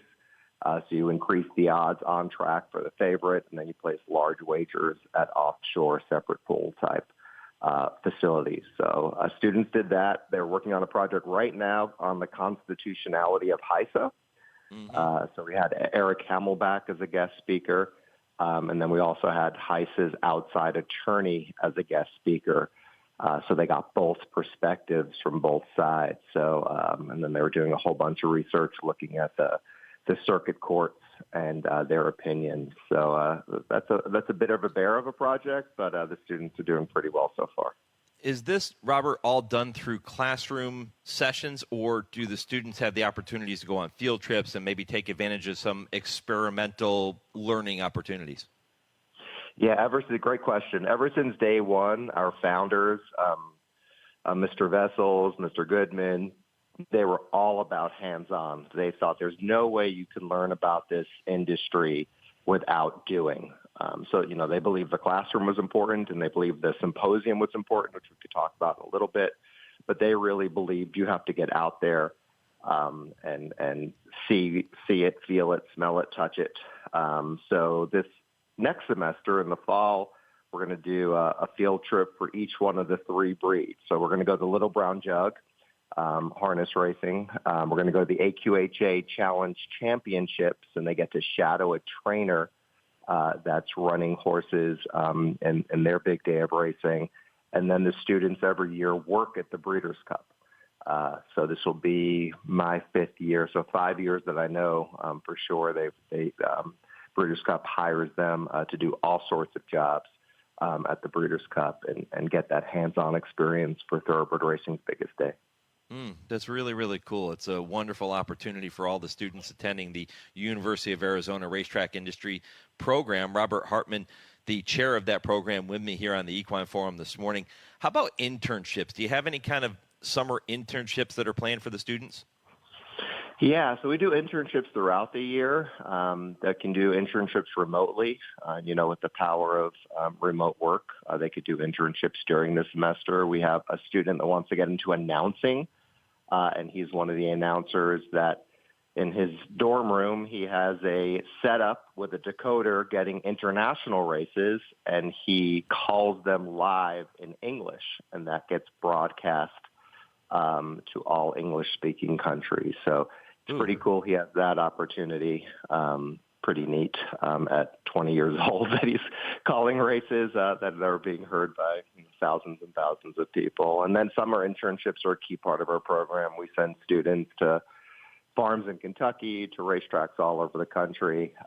So again, that hands-on, getting your hands dirty, learning by doing is just critical. An internship is required to graduate from our program.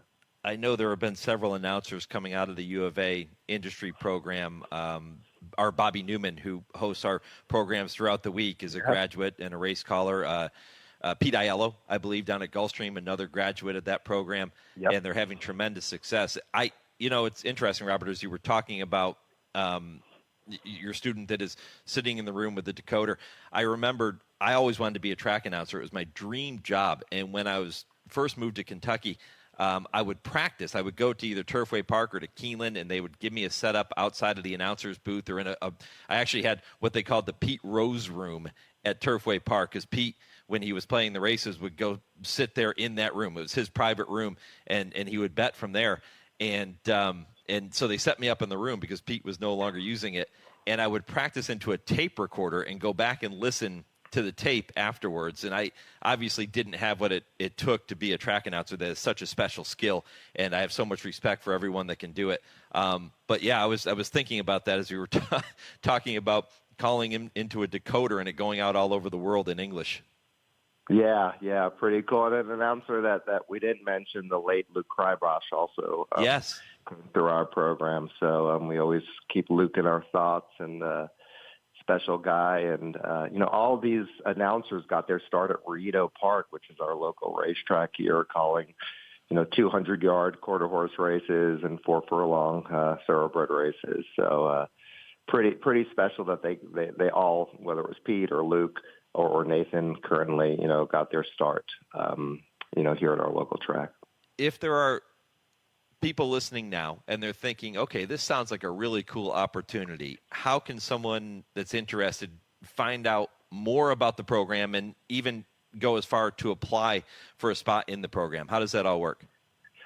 Yeah, so we get, traditional students, the normal students kind of out of high school, 18, 19, 20-year-olds. But then we have a large contingent of adult learners. So, people that may be accountants or lawyers and not happy, with their current career path and have a passion for racing. So, we have a number of people that come in, in their 30s and 40s as a second career opportunity. But the easiest way is just to go to rtip.arizona.edu. So Racetrack Industry Program, rtip.arizona.edu. And all the information about, there's a Becoming a Student tab. All the information is there. The application deadline for the fall is May 1st. So that's 3 weeks or so from now. And they just, apply there. And once you apply there and you put in Racetrack Industry Program, you don't have to apply separately for our program. So it's kind of a one-stop shop. Robert Hartman, chair of the UofA Racetrack Industry Program here on the Horse Racing Radio Network. All right, let me shift gears for a minute, Robert. I was talking with Terry Finley and with Elliott Walden in the first hour of the show. We were talking about their Derby horses, the horses that have already punched their ticket and the ones looking to punch their ticket later today and into Tuesday with the Bluegrass Stakes. Who's your pick for the Kentucky Derby? I know you like to handicap a little too. Yeah, I'm a big Citizen Bull fan. I feel like the whole world is against this horse, but I just think he's professional, and I guess I'm one of the 3% that think journalism can lose today. But he just does what's asked of him, and it just looks like a prototypical Baffert type horse that he can, stretch out his speed. I know you could knock his breeding, and he can't go a mile and a quarter, and all those things are just gonna help with his price. And I don't think he's going to be anywhere near the favorite in the Derby unless he does something super special today. But he's a horse that doesn't have to do something special. He could win by 2 lengths. He could win by a length. He's not going to get in any trouble in the Derby, right? He's going to be forwardly placed. So that's my pick. I just think he's the type of horse that Baffert does very, very well with. And we'll see. We'll see how he does today, and we'll see how he does on the first Saturday in May. Good luck with that pick, Robert, and keep up the wonderful work at the University of Arizona Racetrack Industry Program. Say hello to everybody out there for us, and I'll look forward to catching up again soon, my friend. All right. Thank you, sir. Appreciate it. Have a good day. All right, Robert Hartman here on HRN. When I come back, we continue to wrap up Good Magic Week presented by Keeneland Sales. I welcome Keeneland announcer Kurt Becker, who also was on the stand when Good Magic sold for a year as a yearling for $1 million at Keeneland. We'll talk about that next. This is the Equine Forum presented by TwinSpires on HRRN. Race to TwinSpires, where you can unlock a $25 risk-free bet. Just use the code HRRN25 when you sign up. And if your first bet doesn't win, TwinSpires will refund your account up to $25. Wagering on the app is fast with free past performances, insider picks, and power plays every day you wager. TwinSpires. Download the app today to earn your $25 risk-free bet. Void where prohibited. For terms and conditions, visit TwinSpires.com. Must be 18 or older, 21 and older where applicable. For help with a gambling problem, call 1-800-GAMBLER. When it's time to paint the fences and barns, think Farm Paint. At Farm Paint, you get the industry's best coatings and paints factory direct at low, low prices. Farm Paint is your source for quality paints, roof coatings, dustless arena footings, and more. You can purchase online or drop into a Farm Paint store near you with locations in Heart of Bluegrass Country at 700 Phillips Lane in Lexington, Kentucky, Columbus, Ohio, and Sandusky, Ohio.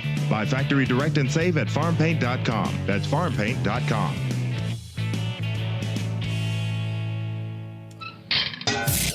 This is Good Magic Week, presented by Keeneland Sales on HRRN. All the action, all the biggest players, all in one place. Follow the action from the racetrack to the sales ring at Keeneland on closing day of the spring meet. Right place, right time, right here. Make your move at the April Selected Horses of Racing Age sale, Friday, April 25th at Keeneland. Learn more at april.keeneland.com. You're listening to the Equine Forum on HRRN, presented by TwinSpires. Here's Good Magic right alongside of Flame Away to the top of the stretch. Sporting Chances third. Free Drop Billy fourth is still 5 lengths away. And Good Magic has taken the lead from Flame Away, coming toward the final furlong. Gap of 3, Sporting Chance in third. Free Drop Billy fighting on but fourth. Good Magic with the lead. Flame Away giving everything he's got but second. Sporting Chance third. Free Drop Billy in fourth. Linden Citizen fifth. Good Magic to the front of the field in the Toyota Bluegrass to win it for Chad Brown and Jose Ortiz in 1 minute 36 and 4/5 seconds for the mile, 150 and 18 hundredths for the 9 furlongs. That's our very own Kurt Becker, the voice of Keeneland. He's been the only announcer Keeneland has ever known, a full-time announcer anyway. Kurt Becker, so brilliant, and that call, the 2018 Bluegrass Stakes, won by Good Magic. Kurt has a relationship going back further than that with Good Magic. He was on the auction stand at Keeneland at the 2016 September yearling sale, when Good Magic stepped into the ring, he was purchased from the Hillendale consignment by E5 Racing for $1 million that day, and boy, did he live up to the billing. And Kurt joins me now to help us wrap up Good Magic Week, presented by Keeneland Sales here on HRRN. Kurt, good morning. Hey, Mike. Good morning. How you doing? Good. Are you enjoying the second unexpected day off in a row? I tell you, it's such an unusual situation. A lot of rain the last couple of days, more rain coming today, and just anxious to get it out of here so we can go racing. Yeah, that affects a lot of people's schedules. Certainly you were already in town for the meet, so you were ready to roll. But, talk about what it does to all of the horsemen who are planning to be there Friday, Saturday, and now have to postpone until Monday and Tuesday. Yeah, that's the thing.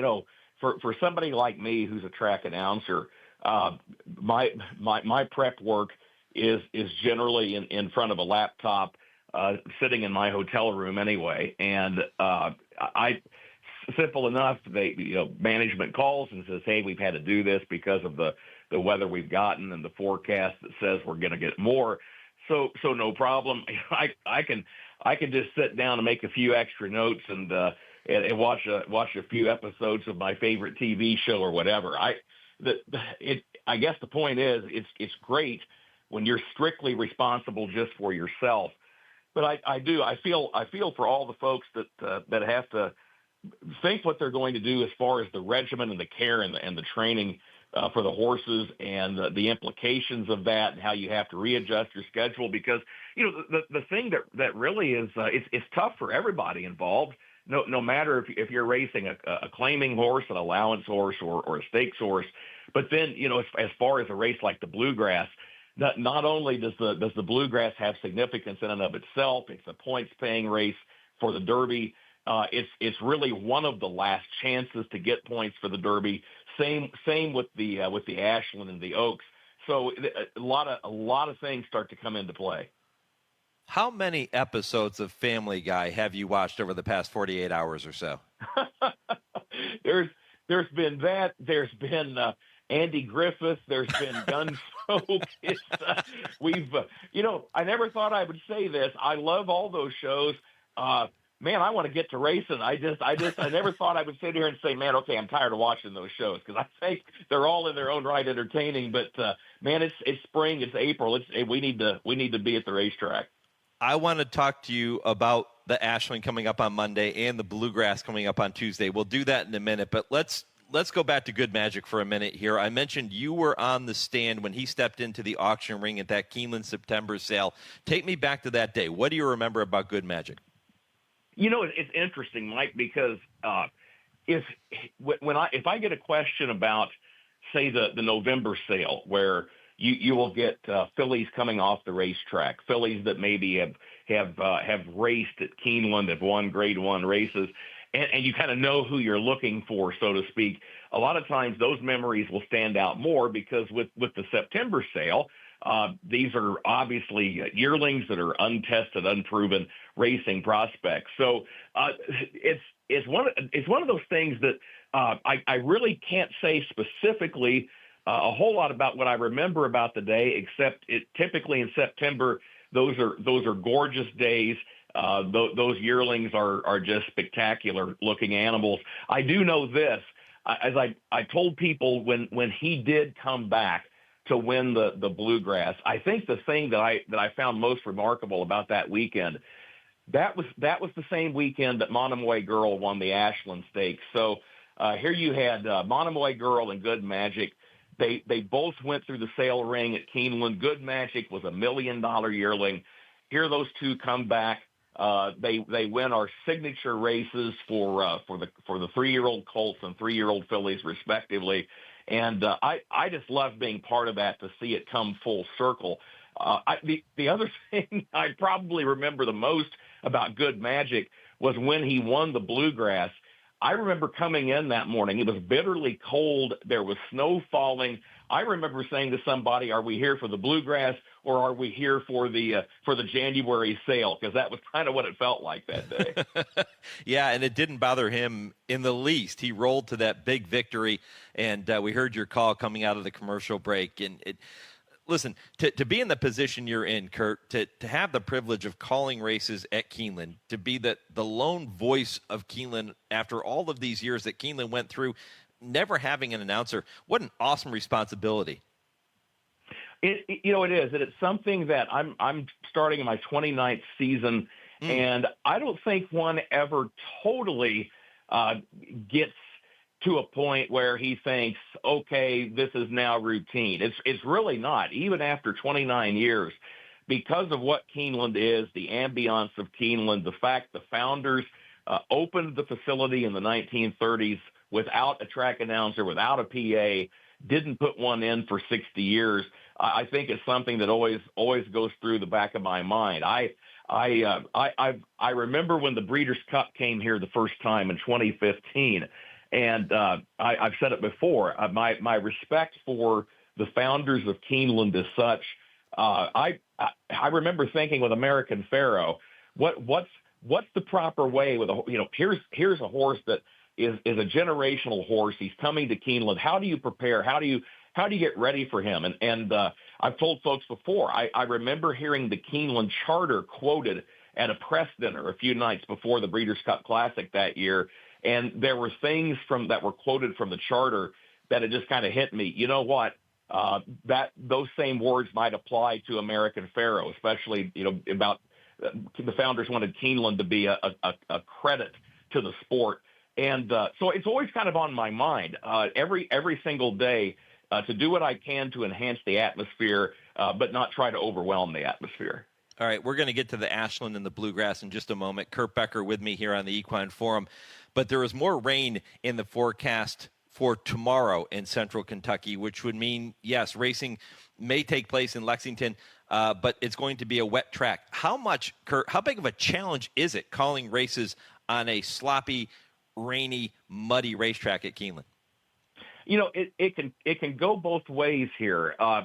So sometimes when you get that much rain, there will also be, regrettably, a lot of scratches on the program, and that sometimes means you've got a smaller field of horses to deal with. With that said, in recent years, of course, Keeneland has gone to the policy of also eligible. So sometimes, which is great. I love that from the competition standpoint. It's better for the betting public from a wagering standpoint. So sometimes now, if horses scratch out of the main body, you've got more of them moving in. So you don't, as a track announcer, you can't always fall back on that. I think what I try to do, especially on days where it's raining and it's going to be muddy and the jock silks are going to get covered up with mud.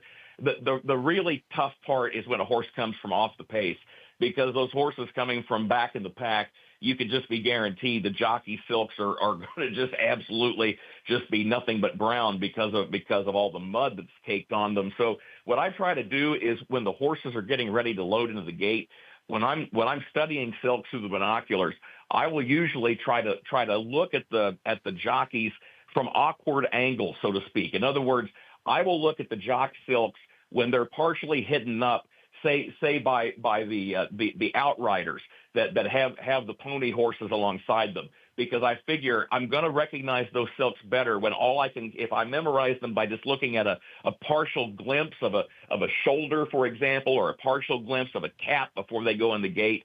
That's probably what I'm going to be dealing with by the time they come off the final turn. I'm probably not going to be able to see a whole lot more. Really fascinating stuff from Kurt Becker. Kurt, Monday, the Ashland is now the featured race on a rare Monday afternoon program at Keeneland. Muhima is a horse that is expected to be more forwardly placed, so even if there was some residual rain in the area on Monday, it wouldn't be a factor, at least in terms of her coming from far back. If she breaks well, she's 9-5 on the morning line for trainer Brad Cox. She is the favorite in there. Flavian Pratt has the assignment. Talk to me more about what we're going to see potentially from this filly and from the rest of the field in the Ashland. Yeah, it's an 8-horse field, and you've got Muhima breaking right from the center of the pack, and Running Away is kind of an intriguing filly as well. And, Running Away has already been a stakes winner at 1 mile and an eighth. Muhima's been a stakes winner at 1 mile and an eighth. The Ashland's 1 mile and a 16th. And they both tend to have speed. That's one of the things that stood out to me was two of the fillies that are likely to take a lot of the money. They've got speed. Lacara to their inside has got speed. So I think Muhima's the class of the field. I'm curious to see what kind of trip she's going to get. Is she going to be able to get out front and control the pace, or is she going to be under pressure a good part of the way? Of course, the other factor with the Ashland is it's the short stretch at Keeneland.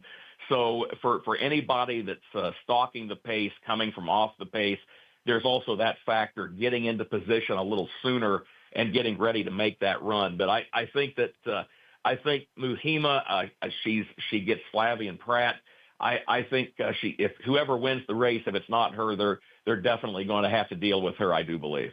The Ashland race 9 on the program on Monday afternoon, 5:16 Eastern is the post. How about the Toyota Bluegrass coming up on Tuesday? 1 mile and an eighth, win and you're in essentially for the Kentucky Derby. 5:52 Eastern, it is race 10 on Tuesday's program. How do you see the Bluegrass, my friend? Unusual field to me for the Bluegrass, and the reason I say that, 7-horse field, and I think you can make a case for about anybody in the lineup. It seems like since about 2013, when this became a points-paying race for the Kentucky Derby, we've had a lot of years, big, bulky fields, a lot of horses coming in off maiden special wins, entry-level allowance wins. This is not a big, bulky field. It's a smaller field, arguably top to bottom, one of the deeper fields we've had in a while as far as class is concerned. As I look over the race, Mike, I keep coming back to two horses that are coming out of the Gulfstream meet. River Thames would be one. Burnham Square would be the other. And Burnham Square just intrigues the heck out of me because he looked so good when he won the Holy Bull, and then he kind of threw in a clunker after that. If he comes back, if everybody runs their A game, I think Burnham Square could be a big factor. And the big question mark to me is East Avenue. I mean, ran the biggest race of his life so far, winning a Grade 1 here last fall. A little puzzling in his season's debut this year, but the reports I hear from the barn are that he is training well coming up to the race. So it's going to be curious. I think everybody in there has a legitimate shot this year, and I think it could be one of the better additions we've seen of the Bluegrass in some time. Kurt, we've had to wait a couple days to hear your voice on the microphone at Keeneland again. Can't wait to hear your voice again tomorrow. Looking forward to the start of this spring meet, and knock them dead out there, my friend. Mike, I sure appreciate it, and always good to hear from you. And goodness knows, springtime is one of the best racing times of the year, so let's go racing, bud. Let's enjoy it. Kurt Becker here on HRN. Appreciate the time, Kurt. Thank you. All right, coming up next, I turn our attention westward to Santa Anita. Aron Wellman, the owner of Santa Anita Derby Favorite Journalism, will be with me for an extended conversation. That comes up next. This is the Equine Forum, presented by TwinSpires on HRRN, Horse Racing's voice. Race to TwinSpires, where you can unlock a $25 risk-free bet. Just use the code HRRN25 when you sign up. And if your first bet doesn't win, TwinSpires will refund your account up to $25. Wagering on the app is fast with free past performances, insider picks, and power plays every day you wager. TwinSpires. Download the app today to earn your $25 risk-free bet. Void where prohibited. For terms and conditions, visit TwinSpires.com. Must be 18 or older, 21 and older where applicable. For help with a gambling problem, call 1-800-GAMBLER. It's time now to shine the spotlight on the Darley Taking the Reins Performer of the Week. Into the final furlong of the Toyota Bluegrass. Highly motivated with the advantage. Essential Quality is still driving at him from the outside past the 16th pole. Highly motivated. Essential Quality. What a finish. The champ remains unbeaten. Essential Quality to win it for Luis Saez. A tremendous look back at yet another brilliant performance by champion Essential Quality in the 2021 running of the Bluegrass Stakes. That win was one of 7 career-graded wins for the 2-time Eclipse Award winner, and that memorable victory makes him your Darley Taking the Reins Performer of the Week. Darley Stallion Essential Quality won a total of 4 Grade 1 events: the Belmont, Travers, Breeders' Cup Juvenile, and the Breeders' Futurity. More 2-year-olds are selling this month at OBS. Learn more about Essential Quality and all the Darley Stallions by visiting darleyamerica.com. You're listening to the Equine Forum on HRRN, presented by TwinSpires. They're a quarter of a mile from home, and Barnes is widening. Journalism now swings into action on the outside. These are the two as they come to the 8th pole. Barnes in front by 3. Journalism chasing with determination, getting closer with every stride. And here comes Journalism, right on by Barnes. And it will be Journalism striding away powerfully to win the DK Horse San Felipe Stakes. Barnes had to settle for second. Rodriguez, a distant third.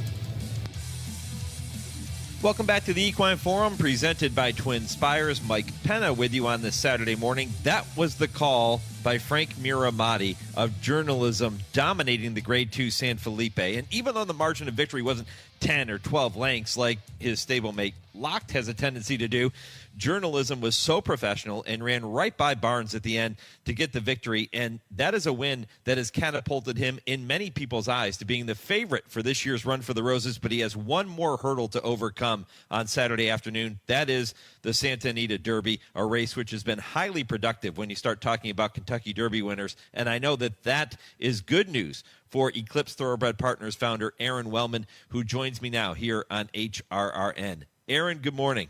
Thanks for having me on. I mentioned the fact that win last time out in the San Felipe is a win that picked up a lot of people's heads. Even if they weren't familiar with Journalism, they certainly are now. What did you make of that victory? It was huge. What the team has thought of him all along. And he kind of snuck in a Grade 2 at the end of last season at the Low South Futurity when he beat Gaming and Getaway Car, who were arguably, on the tail end of a tough season coming out of Breeders' Cup efforts. So I don't think he really got a whole lot of attention or respect for that victory at the end of last season. And then we had a little bout of a fever that knocked him off his originally intended debut for the season in the Bob Lewis, but he was always training like he was going to make his presence felt on the Kentucky Derby trail. And we really didn't go into the San Felipe thinking that we had him entirely cranked for that race, which makes the effort even that much more impressive. We're viewing all of these prep races as battles because we all know what the Ultimate War is. So we're looking forward to the Santa Anita Derby, and hopefully it'll propel him on to, what our main objective is. You've been down this road before. You've gotten to the Kentucky Derby several times and almost tasted victory with Danza, who ran huge that one year. Is it different this year when you have a horse that is now regarded as the favorite with just a few weeks left to go? It is. The more experience you get in this realm of the path towards the Kentucky Derby, the more you realize that it truly is the Holy Grail. I was very fortunate to be exposed to the process during my tenure at Team Valor and capped off my vice presidency of Team Valor in 2011 with a win by Animal Kingdom in the Kentucky Derby. But to do it with your own stable, as we have over the years, and now be in the position we're in with Journalism is a real blessing. We feel very fortunate to be in this position. We've had some very early hype horses like Independence Hall and Locked, who both unfortunately didn't make it to the Derby. So we've experienced those gut punches. And then Danza, who sprang onto the scene very late by virtue of his surprise Arkansas Derby victory.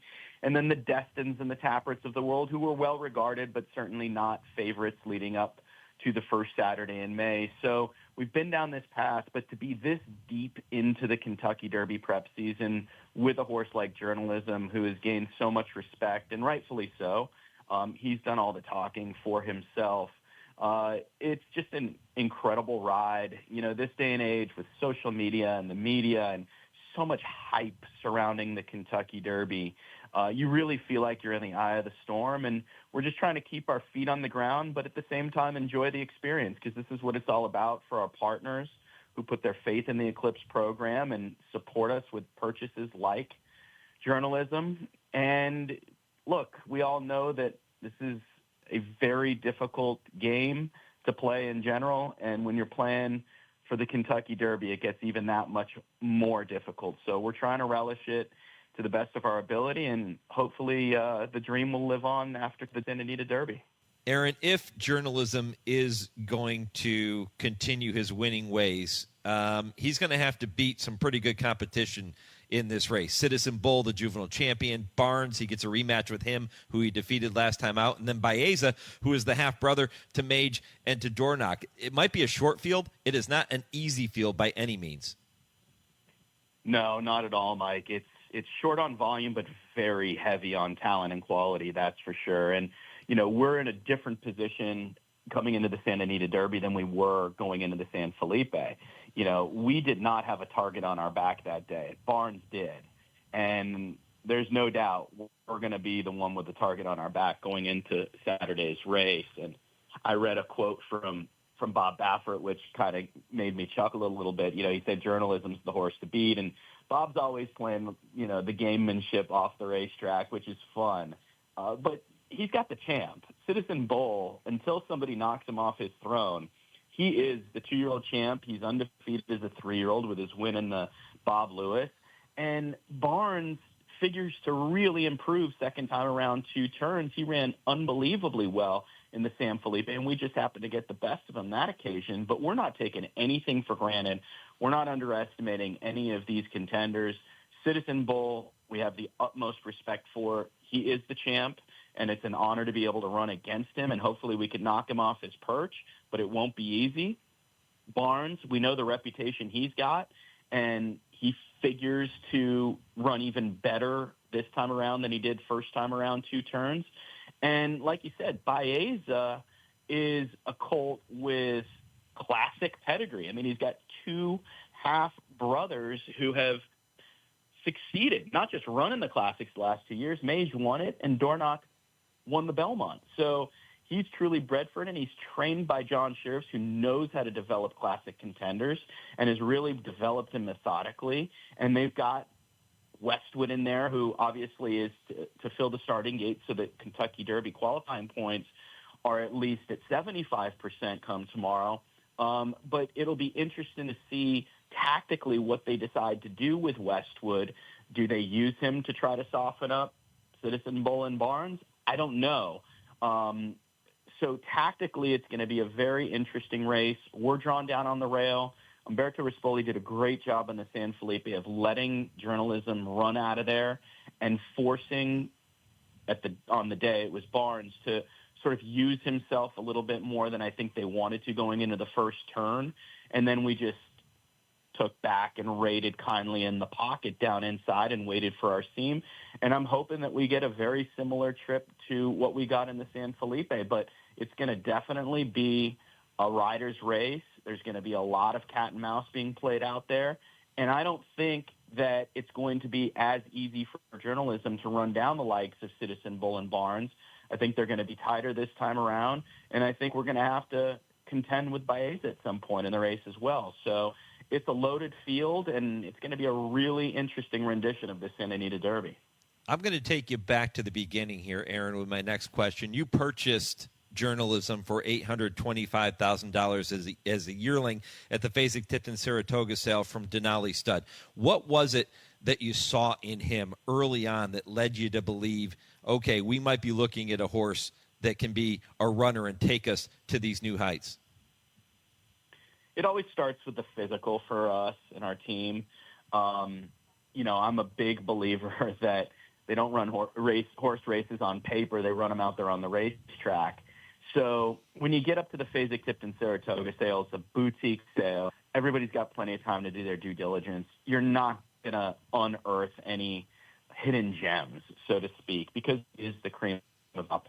And Boyd Browning and his team do such a wonderful job of recruiting such incredible athletes with pedigree. So you know you're going in there and you're going to have to lock horns with the big conglomerates that are looking for these classic-type horses. But for journalism, he was just a really well-balanced individual that was very confident in himself. For a pretty good-sized colt as a yearling in August of his yearling year, he was very light on his feet. And those intangibles, intelligence, class, poise, presence, he had it all. And then when you go to the pedigree page, he's a son of Curlin, who's the ultimate classic sire. We've been very fortunate at Eclipse to have several progeny of Curlin that have taken us to the top of the mountain, starting with Carolina, multiple Grade 1 winner, Nest, of course, multiple Grade 1 winner and champion, among several others. He's actually the first colt by Curlin that we've really struck with, so it's exciting. And then on the bottom side, you've got a young Uncle Mo mare named Mopetism, who I was fortunate to see run plenty out in Southern California. She's a very talented filly that had longevity and competed at the highest level. So the blood was there, and it was just a matter of walking to that pavilion at Saratoga and wondering how much we were going to have to pay for him. We paid a pretty penny, $825,000, a lot of money, but we were very happy to get him. And then thereafter, Clip signing the ticket solo, we lined up with our good partners, Bridlewood Farm of the Malone family and George Isaacs, as well as Bob LaPenta. We bought Tappert from that very sale, who went on to be a classic winner. And then Don Alberto, the breeder of journalism, decided that they wanted to stay in as well. So it's been a great ride. And obviously the announcement that Coolmore has bought into him as of this last week, and that when the time comes, hopefully not for quite a while, but when the time does come for journalism to become a stallion, he'll be taking up duty at Ashford Stud for Coolmore. So that's super, super exciting. It's just been a dream run, and we don't want to wake up yet, Mike. Visiting with Aron Wellman of Eclipse Thoroughbred Partners, the dream continuing in the Santa Anita Derby Saturday afternoon. You mentioned the name Locked earlier in the conversation, and Locked was a horse that was super highly regarded on last year's Kentucky Derby Trail. He didn't get there for you, but you did get him back as an older horse this year, and my goodness, his win on March 1st in the Santa Anita Handicap, Aaron, he blew the doors off the competition. You have to be thrilled with the way that Locked is developing now. Yeah, it's a real tribute to our partners who took the punch to the gut last year when he got knocked off the Derby Trail and gave us carte blanche to be able to give him the time to do what we needed to do to rehab him from a very rare injury. And thanks to a lot of really smart and devoted veterinarians and the team that rehabbed him down at Stone Street with Ian Brennan, and then, of course, Todd Pletcher's staff and everybody that's been playing a vital role in Locke's comeback, and now, what looks to be a top handicap colt, having won the Cigar Mile late last year, second in the Pegasus with Trouble, and then winning the Santa Anita Handicap by the largest margin in the history of that race. Just really verifies what we saw in him as a 2-year-old when he won the Grade 1 Breeders' Futurity at Keeneland, is that he's an elite horse. And for him to overcome the injury he did and come back and perform at the level he is now is super gratifying. Again, it's just wonderful for our partners to have this experience. And even though he wasn't able to compete on the Classic Trail last year, to win a race like the Cigar, to have trouble but run a gallant second in the Pegasus, and then take down the Big Cap is awesome. We're, touchwood, going to aim him for the Ali Sheba on Kentucky Oaks Day at Churchill Downs. We'd love to showcase him right in front of the Kentucky Loyal to hopefully put on a show and just show the world just what a special horse he is. Speaking of Kentucky Oaks Day, 2 weeks after Locked won the Big Cap, you came back at Colonial Downs with Fondly, who took the Virginia Oaks, punched her ticket to the Run for the Lilies. Tell me more about Fondly and how she's doing coming up to that race. Yeah, Fondly's a filly that we're really excited about. Bought her as a yearling at Phasing Tipped in October for $50,000 off of Brett Jones' Airdrie consignment, Airdrie homebred of Governor Jones. And thanks to my right-hand man, Sean Tugel, who was my boots on the ground at Phasing for that sale, he bird-dogged this filly, and we felt like we really stole her. And she has trained like a really good filly from day one since Susan Montaigne broke her down in Ocala, and then turning her over to Graham Motion, broke her maiden with a lot of trouble, very impressively first time out at Tampa. And we were very bullish on heading up to the Virginia Oaks, where she would go from 7/8 of her debut to a 1-turn mile and a 16th. Ira Cheese rode her in the Virginia Oaks and really schooled her nicely. She got the W, pocketed 50 Kentucky Oaks qualifying points to put her into the Oaks. And even though she's just a lightly raced, twice-raced young filly, we've got a lot of confidence in her. And she's flying in under the radar. She's a filly with a lot of tactical speed that we think is going to relish 2 turns. So to go from 7/8 to a 1-turn mile and 16th and then stretch out to 2 turns at a mile and an eighth for the first time in the Kentucky Oaks is a lot to ask. But we love her trajectory. She has a lot of class. And like I said, she's not getting all the attention right now for the Oaks. Looks like a great field of fillies lining up. But we're quietly confident in what she could potentially bring to the table come the first Friday in May. I know the last time you and I had a conversation on the show, you were really excited about the possibilities for Built, who came back and finished 5th in the Louisiana Derby. He has 45 points, qualifying points for a spot in the Derby starting gate. That currently sits him in 17th position. What's next for Built, and how did he come out of that race? Thankfully, Built has come out of the Louisiana Derby in great shape. He's back at Churchill Downs for Wayne Catalano. He just got exposed as far as his distance limitations at this point in his career right now. When he made the lead at the quarter pole in Louisiana Derby and then just hit the proverbial wall inside the 8th pole. No real excuse that day other than in his last 2 starts, both the Risen Star and the Louisiana Derby, he's kind of been telling us that maybe 9 furlongs and beyond is a little outside of his scope at this stage of his career. So it's always an honor to qualify for the Kentucky Derby, and in all likelihood, his points would get him into the starting gate for the Derby. And as much as our partners would love to run in the Kentucky Derby, we still always need to do what's best for the horse himself, and that's just not in Built's best interest right now. So we're going to see how he trains in the next couple of weeks underneath the TwinSpires there for the Catman. In all likelihood, if he does run Kentucky Derby weekend, it'll be on the Derby undercard in the Pat Day Mile, which is a 1-turn mile, very prestigious and important race in its own right, $600,000 pot. So we think that the 1-turn mile will hit him right between the eyes. It'll be a tough race, but we're going to let cooler heads prevail, err on the side of caution. He's a really nice horse that we think has a lot of quality wins ahead of him. So rather than let him get chewed up in the Kentucky Derby potentially, we're going to peel back most likely and aim for the Pat Day, and hopefully he'll be live that day and give our partners a Derby Day thrill. Aaron, I'm going to ask you one final question before I get to this next commercial break. If you could rewind the clock, go back in time, and have a do-over for any of the Kentucky Derbies that you have participated in with Eclipse Thoroughbred Partners so far, which one do you want to have back? Which one would you like to do again? 100% Danza, no doubt about it.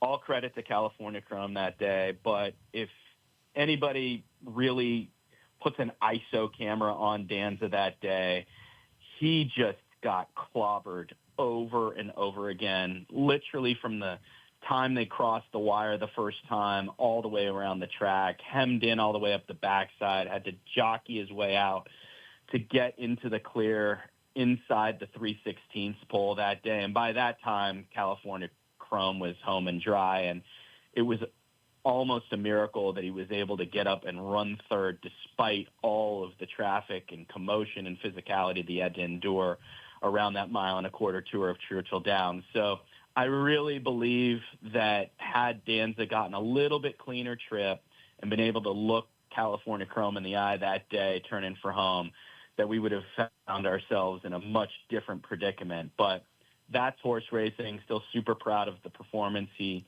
put together. We know how hard it is in a 20-horse field to get that clean trip.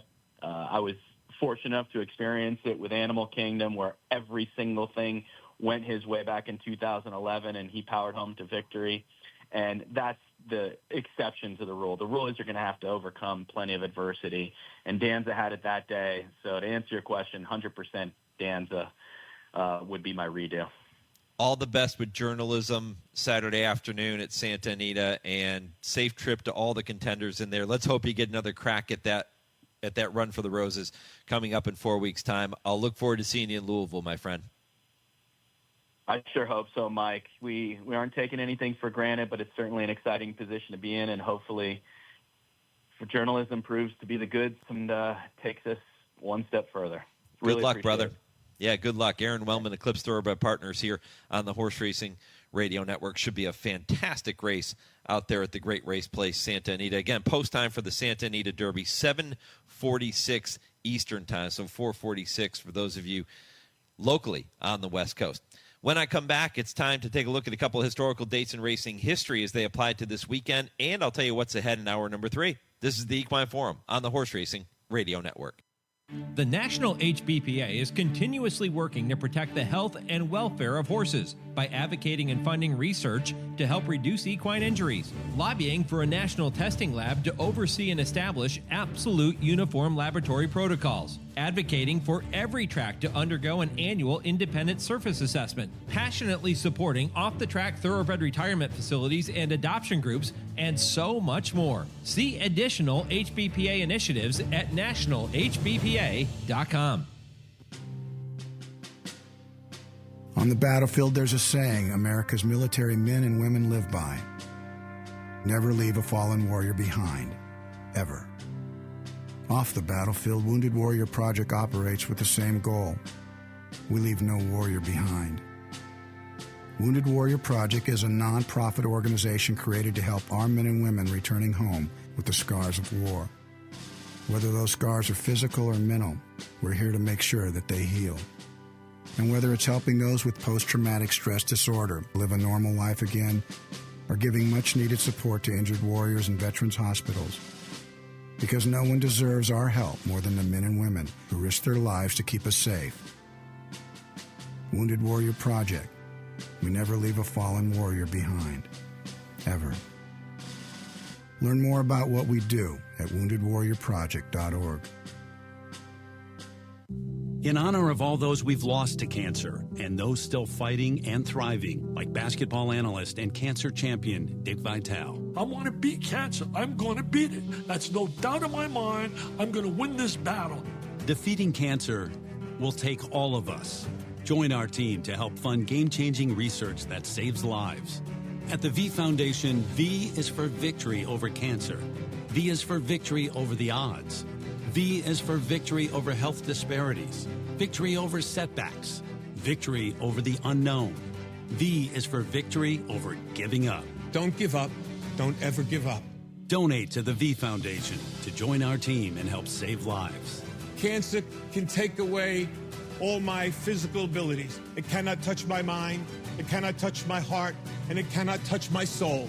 100% of donations fund game-changing cancer research. Donate now to the V Foundation at v.org.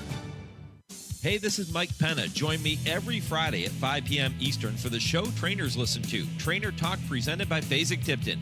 From Hall of Famers to up-and-comers, you'll get to know the men and women who make this sport go, up close and personally.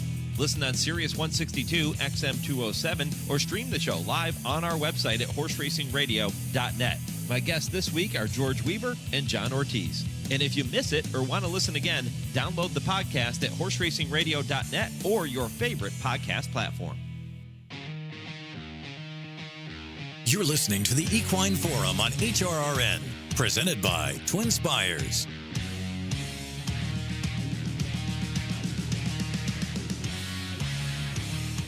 Poll question this morning, I'm asking you which morning line favorite is most likely to be upset in the 3 Derby prep races. So far, 60% of you think it's going to be Rodriguez in the Wood Memorial, 34% saying River Thames in the Bluegrass. Many more believers in journalism not getting beat in the Santa Anita Derby later today. A couple dates in racing history as they applied to this weekend. I'll give you a couple quick ones. It was today, April 6th, tomorrow as a matter of fact, April 6th, 1954. 2 future champions, Bold Ruler and Round Table, were foaled at Claiborne Farm in Paris, Kentucky. And by the way, April 7th, happy birthday to one of our longtime listeners and one of my dear friends, Sally Ellen Hurst at Country Life Farm. Her birthday coming up in just a couple of days, so happy birthday to Sally Ellen as well. Some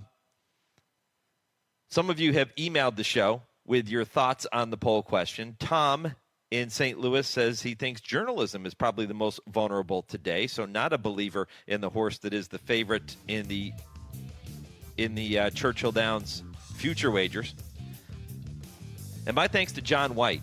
Earlier in the show, I believe in the open to the show, I had mentioned that Bob Baffert had never won the Wood Memorial. I was wrong. He's actually done it twice. Congaree in 2001, Bob and John in 2006. So thanks to John for pointing that out and correcting me on that error. All right, 2 hours down, 1 to go. It's a very busy third hour of the program. If your local station is leaving us at this time, continue listening to the third hour of the show nationwide on Sirius 162, XM 207.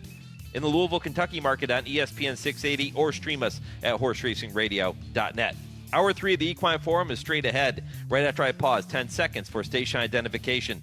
This is the Horse Racing Radio Network, where racing comes to talk.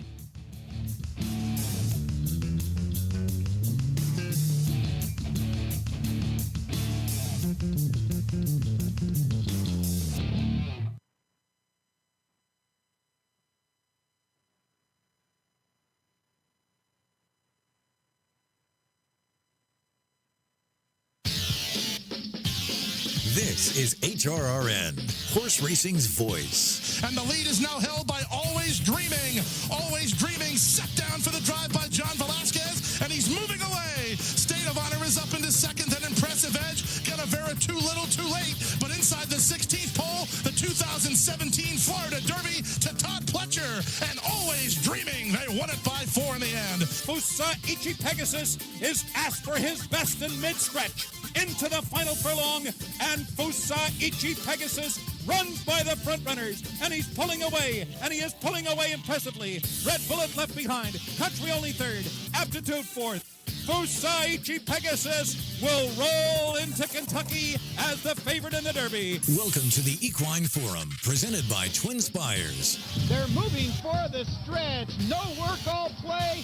Fly so free and strike the gold in the center of the track. It's Strike the Gold moving by and getting the lead from Fly So Free.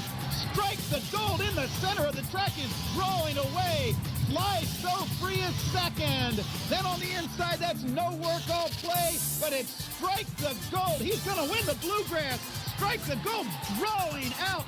Justify leading past the 8th pole. He's a couple of lengths in front. Boldoro is closing on the inside. It's Justify by 3/4 of a length. Boldoro trying ever so hard, but Justify, another exhilarating exhibition by the supremely gifted athlete. He's on a dizzying ascent to greatness, winning the Santa Anita Derby. Now here's Mike Penna.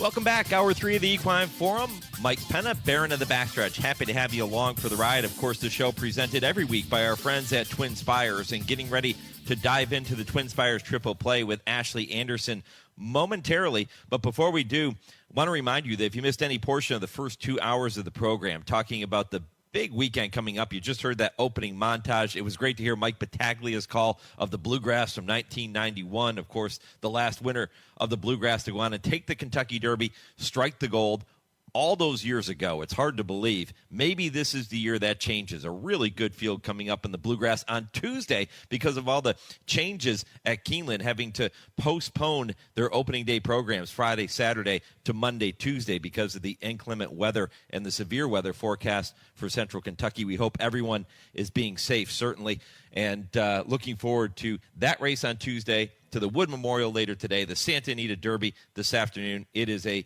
gangbusters weekend of thoroughbred racing. Kurt Becker, Stroll Through Racing History is coming up at 10:20. Dale and Tim are with me at 10:30 Eastern. Many of the questions coming up for Dale and Tim on I Ask, They Answer are submitted by you, and they will answer every single one of them coming up in the final segment of the show, 10:30 Eastern. Time now to kick off Hour 3 as we do every week with the TwinSpires Triple Play. Ashley, good morning. Good morning. A trio of stakes races on your selection card for this afternoon, and all three coming from Aqueduct. I know you were really disappointed that you didn't get a chance to talk about the Keeneland races later today, but we'll see those on Tuesday. But yeah, a good card up at Aqueduct too. Absolutely. A ton of stakes on the card. It's a 13-race card, and The weather's been kind of crazy everywhere, but the rain is starting to lighten up. Still a little rain in the forecast today, but I think we'll get some good racing weather overall. And got 3 straight stakes to talk about today at Aqueduct, where we have promos going on at TwinSpires as always. And I'll be talking about one of the Derby preps happening this weekend as well. Yeah, a Road to the Kentucky Derby money back offer in all Derby and Oaks preps this weekend through TwinSpires. That is a big deal, isn't it? Yes, and I love playing those money back offers because you can take a chance with some bigger prices. We have that $10 back on your first win bet if your horse finishes second or third in every Derby prep and Oaks prep happening this weekend. And we also have a 25% odds boost. If you go to TwinSpires, it's the Road to the Kentucky Derby 25% odds boost, and that's on your winning win wagers at Aqueduct and Santa Anita today. All right, all kinds of things happening. Just make sure you're placing your wagers on the races we're going to talk about in this segment and all the races you're going to bet this weekend at TwinSpires. Ashley, let's dive in. You've selected 3 races, all from Aqueduct, all stakes races. We begin with race number 10. We will end with race 12, which is the Wood Memorial. Race 10 is the Grade 2 Carter. That is a race that is 7 furlongs on the main track, purse of $300,000. How'd you see that one? Well, I looked at who was going to go straight to the front, and we have a couple horses with a lot of speed here. Number 2, Quinsbrew at 2-1. Number 7, Maximus Meridius at 4-1. I think Donegal Momentum is going to go to the front as well. And I thought there was a good off-the-pace runner here at a price I liked at 5-1. That's number 1, Crazy Mason. And he's a late runner, but showed a lot of good speed last 2 starts. He had a late pace rating of a 114 on Brisnet and a 6 furlong allowance optional claimer at Aqueduct. He has a 2-win streak actually at this track, racing 6 and 6.5 furlongs. And I think more distance, the better for him going 7 furlongs here. He's also drawn the rail post, which is winning at a 19% clip, and he's picking up Manny Franco, the leading rider at Aqueduct, who's a 23% winner this meet. Also 24% winner in sprints, and he's got a positive ROI and 3 for 5 paired up with Greg Sacco over the last 2 months. So a lot to like about Crazy Mason, plus the price is 5-1. So I like that even better. Yeah, rock solid price. How will you approach your wagering with Crazy Mason? I'll play him to win, got that profit boost like I mentioned at Aqueduct. And I'll also play him on top in an exacta. I think Quinsbrew is dangerous, certainly going to the front here. Really good Brisnet speed figures, a 104 last out, winning a stakes race at Laurel, but early speed and has other speed to contend with. So I would rather play that early speed underneath. So I like number 2. I also gave a good look to number 7, Maximus Meridius at 4-1 as well, who was another front runner, had a 106 Brisnet speed figure racing 7 furlongs in the Toboggan Stakes February 1st. So I think another good chance there. But again, playing the early speed underneath in my exacta. All right, good chance to kick it off at a price, 5-1 on number 1, Crazy Mason, who is the top pick of Ashley in race 10, the Grade 2 Carter at Aqueduct this afternoon. The Carter will be followed by the Excelsior Stakes, which is a purse of $150K. This is a completely different type of race. We just saw 7/8 of a mile on the main track. Now we go to 1.25 miles, the Derby distance on the main track, but this one for the older horses. Tell me more about this race, Ashley. So there are 2 class droppers in here. You've got Krupe, who you may remember from some big stakes previously, like the Whitney. He finished second in that race back at Saratoga in August of 2024. And then you have Batten Down, who drew post 3, who's an early speed type, so a very different run style. Batten Down goes to the front. Krupe is a late closer. Batten Down also dropping in class, coming out of the Grade 3 mine shaft at Fairgrounds. Now, Batten Down's on a 2-race losing streak, so Krupe on a little bit more of a losing streak, but Krupe is a horse who I find very interesting. When I see him racing at 1 mile and 1/16 like he did last out in the Razorback, I'm always thinking to myself, this horse needs to go a little bit longer. He seems to do really well at this 1.25 mile distance. He won the Suburban, a Grade 2 at Saratoga, racing 1.25 miles, and I'm excited that he's getting more ground here today. He's by Curlin out of Malibu Moon, trained by Todd Pletcher.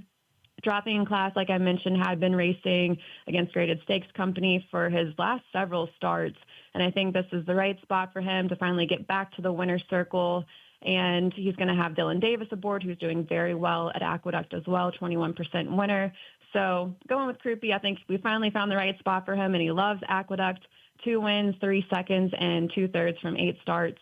So he's my play at 4-1. Yeah, interesting that you can take a horse like this that has been struggling, especially coming back here in 2025. But when you say struggling, he ran in the Grade 1 Pegasus World Cup Invitational. He gets smoked by White Abarrio in that race. Then he comes back in the Grade 3 Razorback last time out, and you kind of expect more. But Ashley, you point out, and I was very disappointed in that race, by the way, because I thought he would run better. But you point out the fact that was a mile and a 16th, maybe not his game. Exactly. I remember looking at this race thinking, why are they cutting him back to a mile and a 16th? He seems like he's best at this mile and a quarter distance if he can find those races to run. So when I saw he was racing a mile and a quarter again, I thought this is the time to play him. All right, so it is going to be number 4, Crouppy, at odds of 4-1 in the Excelsior, the top pick of Ashley in that race. And that brings us to the final leg you've chosen here today. It is race number 12, the mile and an eighth, Grade 2 Wood Memorial. Win and you're in for the Kentucky Derby. And I think if it's been a long time. You have to go back to Fusaichi Pegasus to find a horse that won both races. But I think if a horse is going to come from the wood and win the Kentucky Derby, this could be the year, because this looks like a talented group. Maybe not the likes of what we're going to see at Santa Anita in the Santa Anita Derby or in the Bluegrass Stakes. But Ashley, I think there's some really good 3-year-olds in here that could be considered a legitimate contender when they get to Louisville.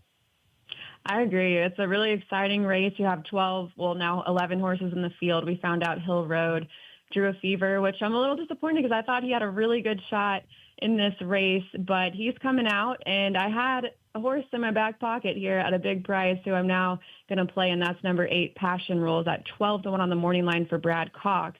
He's unbeaten from 3 starts, and he's moving up in class, facing Stakes Company for the first time.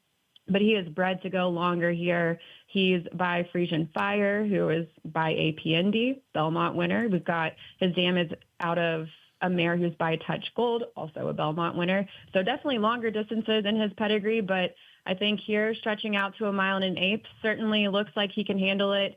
Won by 2 1/4 lengths last out, and he's switching to Kendrick Carmouche, who is a 19% winner at Aqueduct, working out very well at Churchill ahead of this start. I'm looking at, as you mentioned, there's a lot of talent in this field. We have Rodriguez for Bob Baffert. He's going to go to the front. We have Captain Cook coming out of the Withers. He's going to press the pace. You've got Sand Devil, who's got a lot of speed for Linda Rice. And then you have Grande for Todd Pletcher, who also likes to go to the front. So I'm looking at a hot pace here, and Passion Rules comes from off the pace. So I like a lot of off the pace runners this weekend. But I think at the price and looking at his potential and all of his upside, going longer distances, I'll play him at 12-1, or we'll probably get a shorter price with the scratch of Hill Road, but I still think a good price overall. I've been saying for a while, Ashley, that once this Brad Cox guy figures it out, he's going to be okay. Yeah, he seems really close to figuring it out. I mean, everything the guy throws a saddle on runs lights out pretty much, right? And, of course, he had the big win with Tappan Street last week in Florida. We'll see if he can add to his Derby resume with a horse like Passion Rules. Let me ask you about Captain Cook for a minute, because this is a horse I really like in here. And I think when I reference horses that are serious Kentucky Derby players, I think if he runs a big race here, considering what we've seen from him throughout his career, especially those last 2 starts where he's dominated, I think that this is a horse that can't be taken lightly when he gets to Louisville if he delivers this afternoon. I agree. I did look at him as well, and I know my colleague James Scully really likes Captain Cook in this race. Since moving to Rick Dutro's barn, he's won both starts, and he won the Withers at a mile and an eighth, won by 2 1/4 lengths with a 100 Brisnet speed figure. You know, we've seen some lighter speed figures on the road to the Kentucky Derby so far, but he got a triple-digit speed figure in his most recent start, and he does certainly look like a contender in the field. He has a bullet work coming into this as well. Now, going the classic distance of the Kentucky Derby, I do wonder pedigree-wise, are we going to see him going even further? But he certainly proved himself at a mile and an eighth last out, and I do think he's one to look at if you're playing exotics. And like I said, James Scully, he touted him on our TwinSpires jury. He's a big fan of this horse as well. I think he can be a serious player coming out of this wood. But, again, he has to show up and prove that Withers was not a fluke and that he can put back-to-back-to-back efforts together that are good enough to consider himself a player when he gets to Louisville. But I think he's capable of doing that. We'll find out. But you're hoping he doesn't because you're taking number 8, Passion Rules, at 12-1 on the morning line. So let's recap the triple play before I let you go, Ashley. You'll take number 1, Crazy Mason, at 5-1 on the morning line in race 10, the Carter. You'll go to race 11, the Excelsior, and take number 4, Croupy, at 4-1. And in race 12, the Withers, we just talked about number 8, Passion Rules for Brad Cox at odds of 12-1. Some value in those 3 picks today. Yeah, always look for the value. Yep, absolutely. Ashley, I appreciate it. We're going to encourage everybody to bet those races and every race they're going to play this weekend with TwinSpires. And appreciate you being with me again here this morning. Good luck at the windows. Thank you. Same to you. All right, Ashley Anderson with this week's TwinSpires triple play. Kurt Becker going to take you on his weekly stroll through racing history coming up in just a few minutes. You heard from him earlier in the program, helping to wrap up Good Magic Week, which has been presented all week long by Keeneland Sales. I know so many of you have reached out to us and told us how much you're enjoying Good Magic Week, and we appreciate you tuning in. Looking forward to hearing Kurt's story about Good Magic coming up in the next segment. And then Dale and Tim with I Ask, They Answer, 10:30 Eastern. And Dale going to talk about an exciting prospect he has in his barn by Good Magic. So a lot of ties to the Bluegrass Stakes winner and the champion, Good Magic, on the show here this morning. I want to update you on the impossible trivia question. The answer going to be revealed in the final segment of the show at 10:50 Eastern. The question is this: what horse holds the world record for being the fastest, and how fast did she run? If you know the answer, good for you. I hope you can get it. We're going to reveal that answer again, 10:50 Eastern, here on the program. Kurt Becker takes you on that weekly stroll through racing history next. This is the Equine Forum presented by TwinSpires on HRRN. Race to TwinSpires, where you can unlock a $25 risk-free bet. Just use the code HRRN25 when you sign up. And if your first bet doesn't win, TwinSpires will refund your account up to $25. Wagering on the app is fast with free past performances, insider picks, and power plays every day you wager. TwinSpires. Download the app today to earn your $25 risk-free bet. Void where prohibited. For terms and conditions, visit TwinSpires.com. Must be 18 or older, 21 and older where applicable. For help with a gambling problem, call 1-800-GAMBLER. All the action, all the biggest players, all in one place. Follow the action from the racetrack to the sales ring at Keeneland on closing day of the spring meet. Right place, right time, right here. Make your move at the April Selected Horses of Racing Age sale, Friday, April 25th at Keeneland. Learn more at april.keeneland.com. Eddie Woods is consistently among the industry's leading 2-year-old consigners, and his training program is enjoying another banner year with 10 stakes winners already in 2025, including juvenile champion Citizen Bull, Sunland Park Derby winner Getaway Car, leading Kentucky Oaks contender Good Cheer, Razorback winner Alexander Helios, Taking Candy winner of the Fairground Stakes, and Grade 2 winner JB Strikes Back. Find your next winner at the Eddie Woods Consignment, see the full consignment, and learn more at eddywoods.com. You're listening to the Equine Forum on HRRN, presented by TwinSpires. Hello, I'm Kurt Becker. Thanks for joining me as I take another stroll through racing history presented by Keeneland. He was a $1 million Keeneland September yearling, and after earning a championship at 2, he would return at 3 to win Keeneland's $1 million Toyota Bluegrass Stakes. His name is Good Magic. Foaled on March 1st, 2015 at Breeder Stone Street in Lexington, Kentucky, Good Magic is a chestnut horse by Curlin out of Glenda the Good by Hard Spun. His sire was a 2-time Horse of the Year while racing in the Stone Street colors, while his dam was a Stone Street homebred, which became a listed stakes winner before joining the Stone Street Broodmare Band. Consigned by Stone Street through the Hillendale Sales Agency to the 2016 Keeneland September yearling sale, Good Magic sold for $1 million to E5 Racing of Bob Edwards. Barbara Banke of Stone Street had been ambivalent about selling Good Magic, and she later chose to retain an interest in the colt. Sent to trainer Chad Brown, Good Magic made his debut with a runner-up effort at Saratoga in August of 2017. 6 weeks later, he would finish runner-up again, this time in the Grade 1 Champagne Stakes at a 1-turn mile at Belmont Park. Good Magic's connections now had a decision to make, namely whether or not to run their talented but inexperienced colt in the Breeders' Cup Juvenile.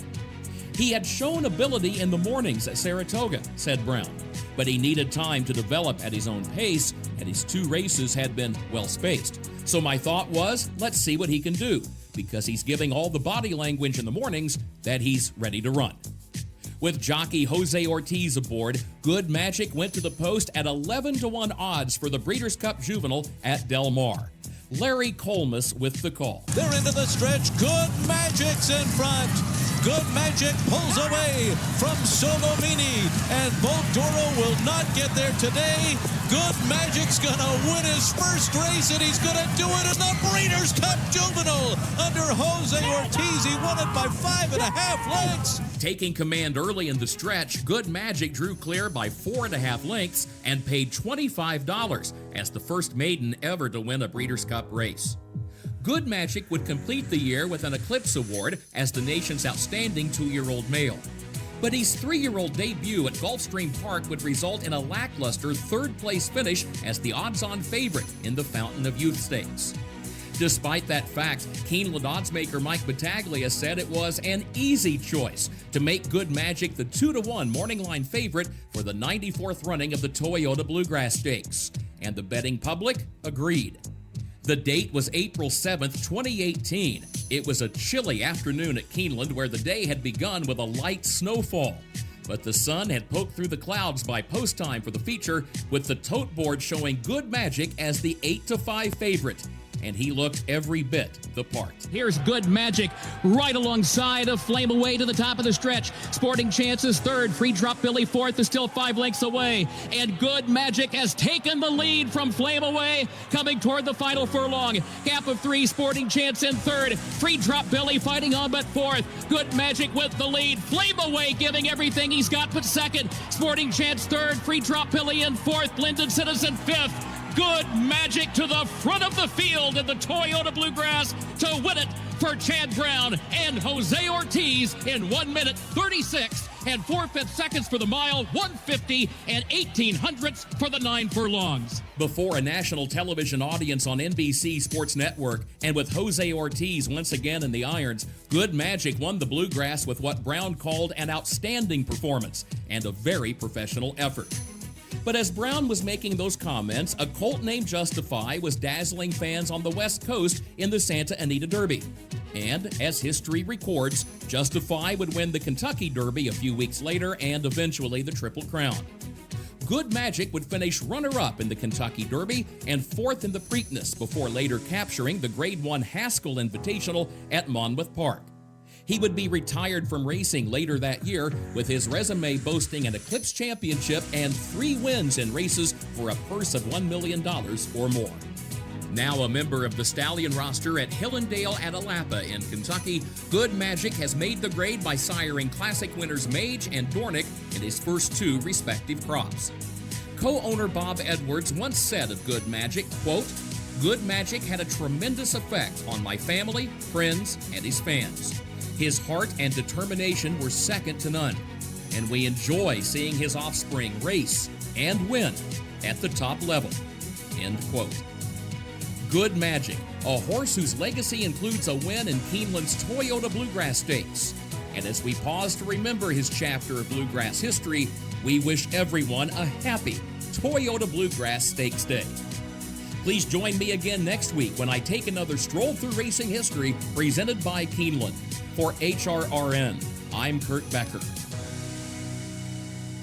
Nobody weaves a story together like Kurt Becker. My thanks to Kurt for that story. If you missed any of Kurt's Stroll Through Racing History segments, check out the Stroll Through Racing History page on our website, horseracingradio.net, and you can listen to all of those shows. And don't forget, too, about our weekly Brisnet.com call-in show, 6 to 7 Eastern, every Thursday with Bobby Neuman and James Scully. It is your chance to call in and talk racing with our experts. Every Thursday, 6 to 7 Eastern, here on HRRN.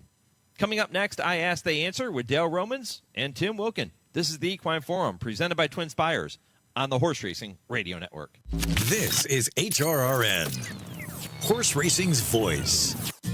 Race to TwinSpires, where you can unlock a $25 risk-free bet. Just use the code HRRN25 when you sign up. And if your first bet doesn't win, TwinSpires will refund your account up to $25. Wagering on the app is fast with free past performances, insider picks, and power plays every day you wager. TwinSpires. Download the app today to earn your $25 risk-free bet. Void where prohibited. For terms and conditions, visit TwinSpires.com. Must be 18 or older, 21 and older where applicable. For help with a gambling problem, call 1-800-GAMBLER. Keeneland Sales is proud to present Good Magic Week. All this week on HRRN. All the action, all the biggest players, all in one place. Follow the action from the racetrack to the sales ring at Keeneland on closing day of the spring meet. Right place, right time, right here. Make your move at the April Selected Horses of Racing Age sale. Friday, April 25th at Keeneland. Learn more at april.keeneland.com. Check out the all-new horseracingradio.net. All the same great horse racing radio content in a new, easy-to-use design. Listen to all of our shows streaming live or access the replays anytime. See our schedule, sign up for our newsletter, download our latest podcasts, and so much more. It's all on our website at horseracingradio.net. That's horseracingradio.net. This is I Ask, They Answer on the Equine Forum on HRRN. Fleet Alex is in behind them. Closing argument is in with the chance there on the outside. Buzzards Bay coming down the middle of the track at the top of the stretch in the Kentucky Derby. High five, Bellamy Roll. Closing argument on the far outside. Here comes a Fleet Alex touching through between horses. Giacomo, don't get mad. Late charge on the far outside. Coming down to the finish. Closing argument, short lead. Giacomo, a Fleet Alex. It's a three-horse photo finish. And on the wire, it's Giacomo, who has won the 131st Kentucky Derby. Close for second, closing argument. And the Fleet Alex, don't get mad, will score. Tom Durkin with the call. 20 years ago, Giacomo making amends for his fourth-place finish in the Santa Anita Derby with that upset in the Kentucky Derby. With a small but highly talented group of Derby hopefuls entered in today's Santa Anita Derby, is this the race most likely to give us the Kentucky Derby winner? Plus, is there any advantage to arriving at Churchill Downs early to prep for the Run for the Roses? And are 12, 13, and even 14 race cards just too much on racing's biggest days? All of that and much, much more is straight ahead on this week's edition of I Ask, They Answer with trainer Dale Romans and turf writer Tim Wilkin, and all presented by the University of Louisville Equine Industry Program in the College of Business. And it all starts just 30 seconds from right now. A spark turns into a dream, and your dreams fuel a love that will last a lifetime. Turn your passion into a career with experienced guidance, a thorough study of equine business, as well as opportunities to get your hands dirty and put your mind to work. Located in the heart of horse country, let your passion fuel your profession at the UofA Equine Industry Program. Apply today. All right, Dale is back in the Bluegrass after spending the winter at Gulfstream. Tim Wilkin is battling groundhogs at his house in upstate New York. We're ready to roll with a edition of I Ask, They Answer, where every single topic comes from our listeners, and we love these type of shows. And, guys, we're going to kick it off with this one. And, Dale, this one's for you. It comes from Joe in Wisconsin. He wants to know, there have been many situations over the past few months where tracks were closed for training and races were canceled. This weekend, Keeneland has shifted the first 2 days of the meet to Monday and Tuesday because of a very, very dicey and dangerous forecast in central Kentucky. How do you amend or adjust your horses' workout and racing schedules to keep some kind of a routine and keep them conditioned to run when things like this happen? Well, it does change things for the top horses a little bit. You usually try to work your horse 6 to 7 days out, and you're going to have to stretch it a little bit. But everybody's in the same boat. With the day-to-day horses, we deal with this all the time. People don't see it because races will be listed at trying to get them to go in the book, and they don't go, so they might put them up a day, 2 days, 3 days, and we just keep re-entering back. So everybody has dealt with it on some level. But when you're at the highest level, it probably affects you more, or I would think about it more, my schedule going forward towards the next race towards the Derby. So if I'm in the Bluegrass and I was going to run on Saturday, or I would work back 2 weeks later on the next Saturday, on the Saturday 2 weeks out leading up to the Derby, we might work back a little quicker than you normally would have. So they'll be running on Tuesday, so the majority of them will start their breezes back the next Saturday to get ready for the Kentucky Derby. But it's not that big a deal. It's not a huge thing. Everybody's in the same boat, and Keeneland did the right thing. We've got historic rains here, and the track definitely wasn't going to be safe, and safety first. And they were lucky they had, like you just said a while ago, they're lucky they had Monday and Tuesday. They could shift the races too. Hey, Dale, is 3 days a big difference for a big horse? You like to keep them on the tightest schedule as possible. And most of the time, those races are always going to go when they're in the book, so you don't have to worry about it. When they're going through their maiden and their allowance condition and stuff, then you may have to adjust. But when you get them on that tight schedule going for the Kentucky Derby, you want everything to be perfect. But things happen, and you'd rather have a healthy horse than take a chance on somebody getting hurt. But what will you do in those 3 days if, The same thing. It's probably the same thing you would have done. You just gallop into the race, and you're going to be a little more space between your last work and your race day. But they would gallop every day. I always stand all my horses in the gate, just let them stand and back out the day before the race. So instead of doing that on Friday for Saturday's race, you're going to do it on Monday for Tuesday's race. And the same thing with schooling in the paddock. We always like to take them over to the paddock and just school them the day before a race. Well, you have to change that date to Monday instead of Friday. But I don't think it's not going to dictate who wins this race. Could it have an impact on the Kentucky Derby, Dale? Does it put the horses coming out of the Bluegrass Stakes at a disadvantage? I don't think it puts them at a disadvantage because they still got plenty of time, but it's not the schedule that everybody was wanting. They're looking for. Like I said, the biggest change would probably be the number of days from your race to your first work back. And I would venture to say most of them will work back, like I said, not the next Saturday, but the following Saturday getting ready. And so they'll be working back in 12 days instead of 14. Not that big a deal. Joe, appreciate the question. It's an interesting topic. And again, kudos to Keeneland for making that call early, letting horsemen prepare. Dale, that's another thing, too, with the horsemen. Now they have to prepare differently in terms of their schedules and their owners' schedules and all of those types of things. There's a lot more that goes into their business and putting this together simply than just running the horse on Tuesday, right? There's a lot of things behind the scenes that have to happen. I think it affects the people coming to the races to watch their horses run more than it does the horses, yes. Yeah. Maybe they don't have Monday and Tuesday off like they did Saturday and Sunday, and I'm sure they already had plane reservations and hotel rooms. That's probably the biggest inconvenience of it all. Mm-hmm. Yeah. Joe, appreciate the question. Our next topic comes from Tom in St. Louis. Again, every question on this week's show submitted by you, and you can do that every week by emailing the show, mike@horseracingradio.net, or posting your question for Dale and Tim on our social media pages. Tom wants to know, Luxor Cafe, who qualified for the Derby through the Japan road to the Kentucky Derby with his win in the Fukuru, I knew I was going to mess that up, Fukuru Stakes, and I probably still messed it up. He did that last weekend anyway. Considering that top Japanese horse Forever Young qualified via his win in Dubai last year, guys, is it time for Churchill to stop the Japanese and European automatic qualifiers and instead have a committee select 2 foreign qualifiers for the Kentucky Derby? Tim, what do you think? Don't get me started on this one. I've talked about this before. I still think horse wants to run in America's greatest race. They should qualify by coming over here to run in our prep races.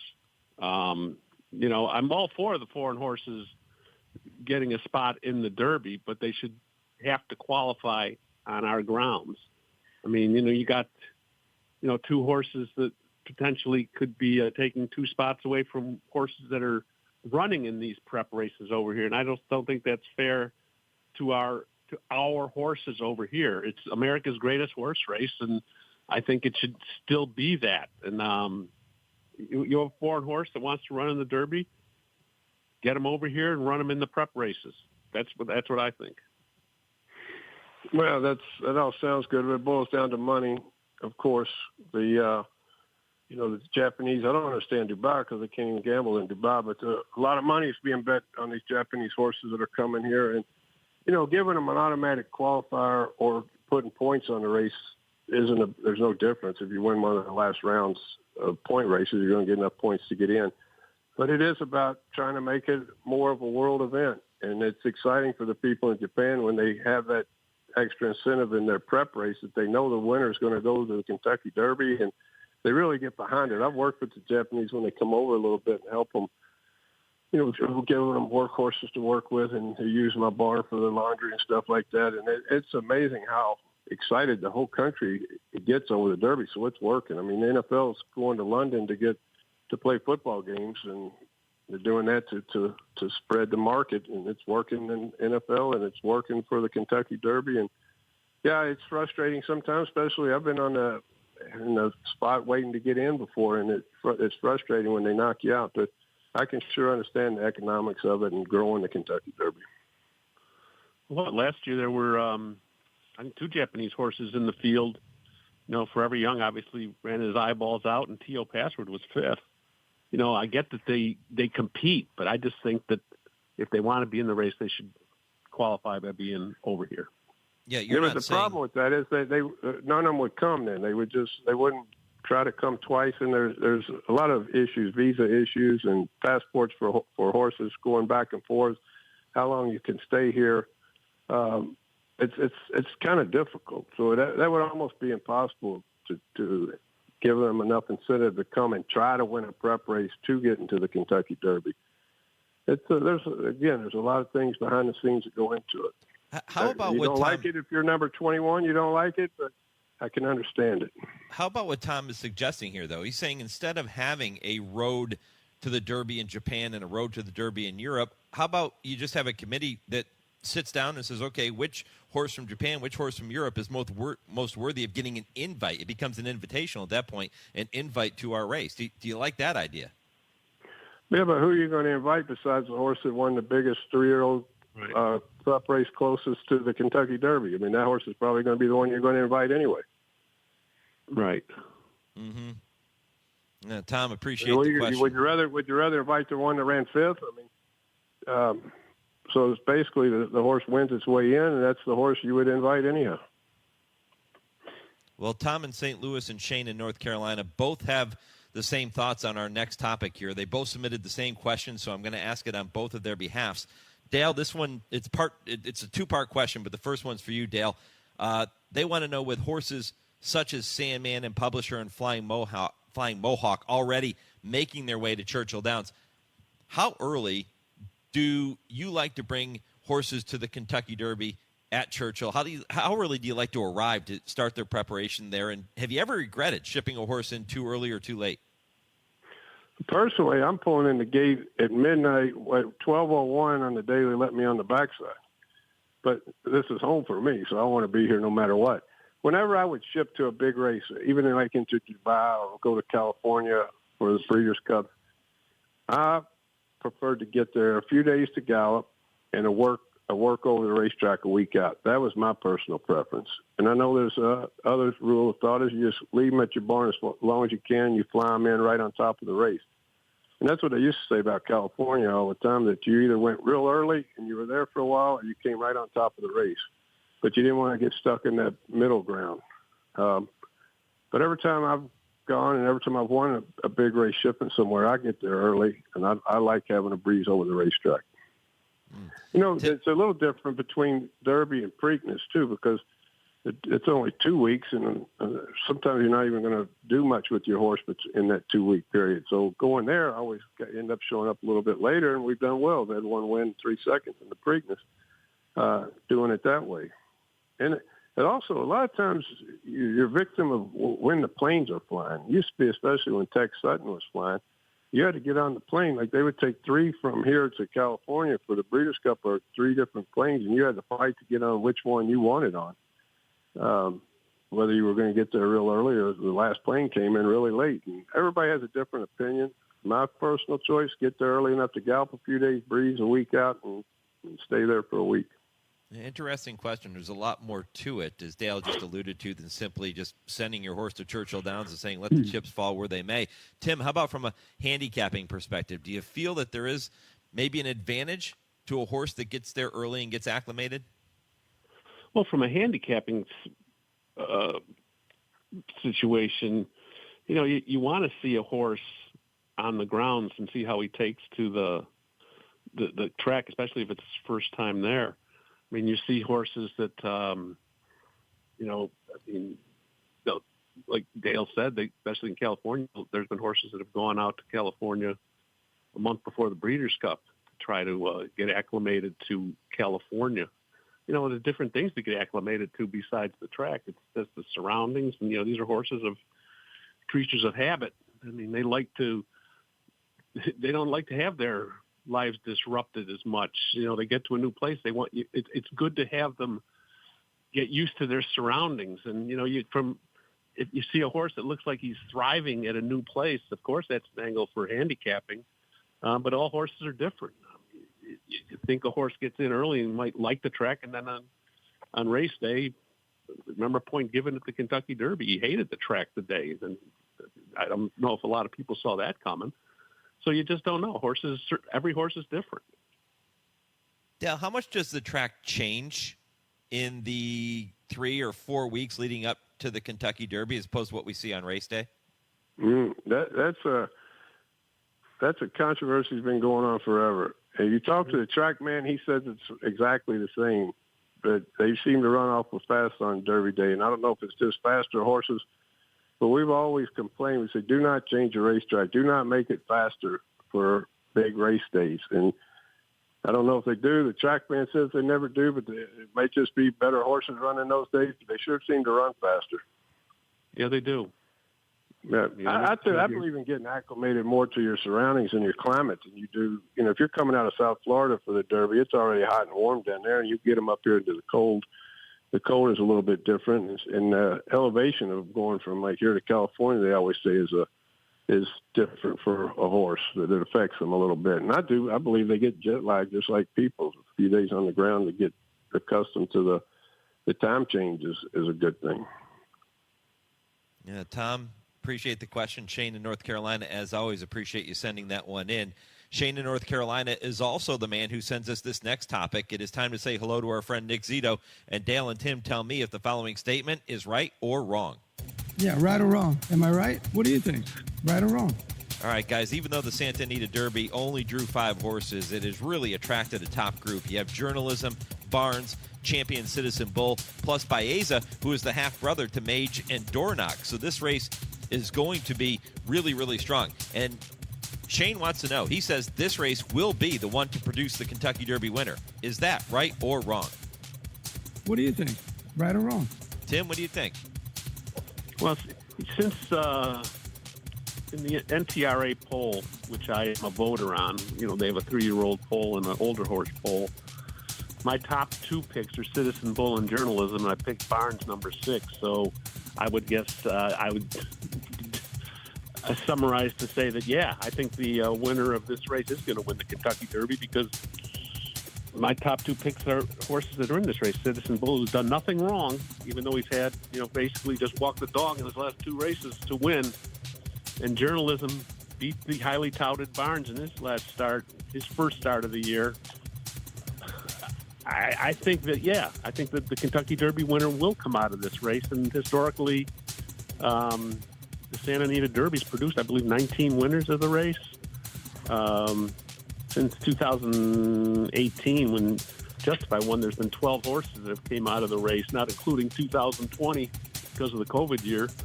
And there's been 5 winners not since 2018, but I think that Santa Anita Derby is going to be quality again this year, and I think you could have all 3 of these horses end up in Churchill, and it could be very, very interesting. Yeah, I hate to say will, but it looks probable that the winner could come out of there. I've been on Citizen Bull all along. People don't talk about him as much as I think they should, and he just doesn't do anything wrong. He just wins, and you got the Baffert factor. So I think it's high probability that the winner comes out of the Santa Anita Derby. Certainly looks like a good group. It's going to take a massive effort from somebody else to catapult themselves into that category with some of the horses we're going to see in California this weekend. All right, we'll bring back Nick Zito for that segment on next week's edition of I Ask, They Answer. Rick in Sacramento sends us our next topic all the way from California. I like this one, Rick. He wants to hear Dale and Tim's thoughts on this question. He just spent 8 hours getting through the Florida Derby and the Arkansas Derby cards last weekend, and he was totally worn out after doing this. And he knows on big race days that tracks want to try to focus on as many races as they can, but he said, how about focusing on quality instead of quantity on those big days? And he loves horse racing, but he says 8 or 9 races is enough. Dale, what do you think?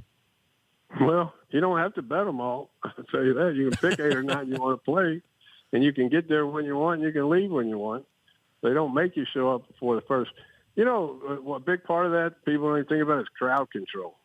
A lot of people want to be there for the early double. They'll trickle in early, and then people just keep coming in all day. And then Kentucky Derby Day, you got the Derby, and you got 2 races afterwards. That's historically the way it always runs. And they used to tell me at Churchill, a lot of that is a lot of people will leave right after the Derby, but a lot of people will stay. So not everybody's on the road trying to get out of Churchill Downs right after the Kentucky Derby runs like it would be. But yeah, so you can pick 8 or 9 and bet on those only. Don't bet all 14 of them. I've been picking races for a long, long time, and I feel this pain because, it takes a lot of work to go through a whole card.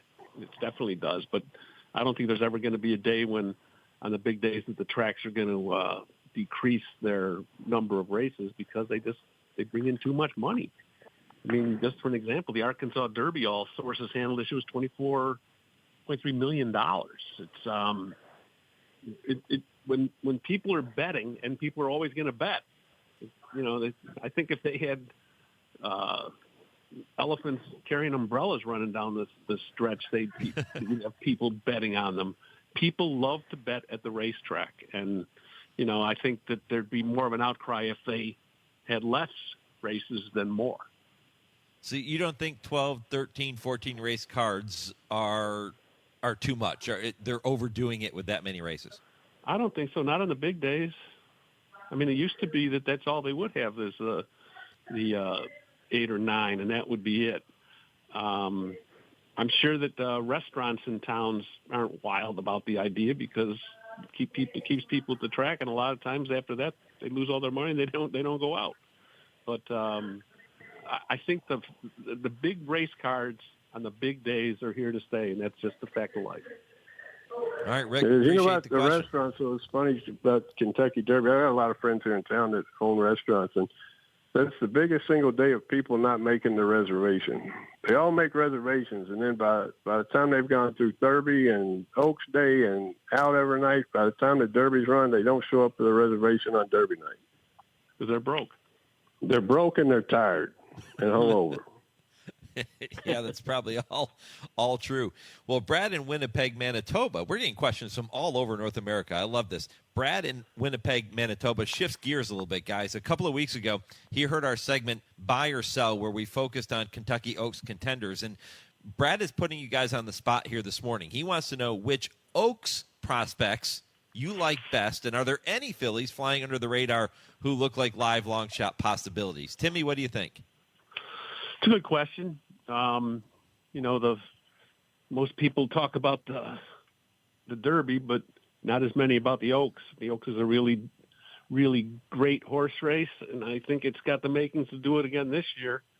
I mean, fillies that look to be, maybe a head and shoulders above the rest right now are like Good Cheer for Brad Cox, who's won both his starts, this year by almost 10 lengths. He's 6 for 6 lifetime. Quiet Side from Johnny Ortiz, kind of, snuck up on people when she won the Honeybee at odds of 10-1, but then she validated that by winning the Fantasy. I think those two are really horses that could separate themselves heading into the Oaks, and horses that I think that, fillies that bear watching. You look at Baffert's Tenma.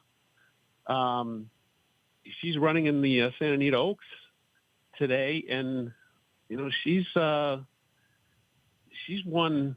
She won the Las Virgenes by 6.5. The Starlight by length and 3/4. 4-5 lifetime. She wins the Santa Anita Oaks. She'll definitely get in the field. She's 14th and last right now in the standings.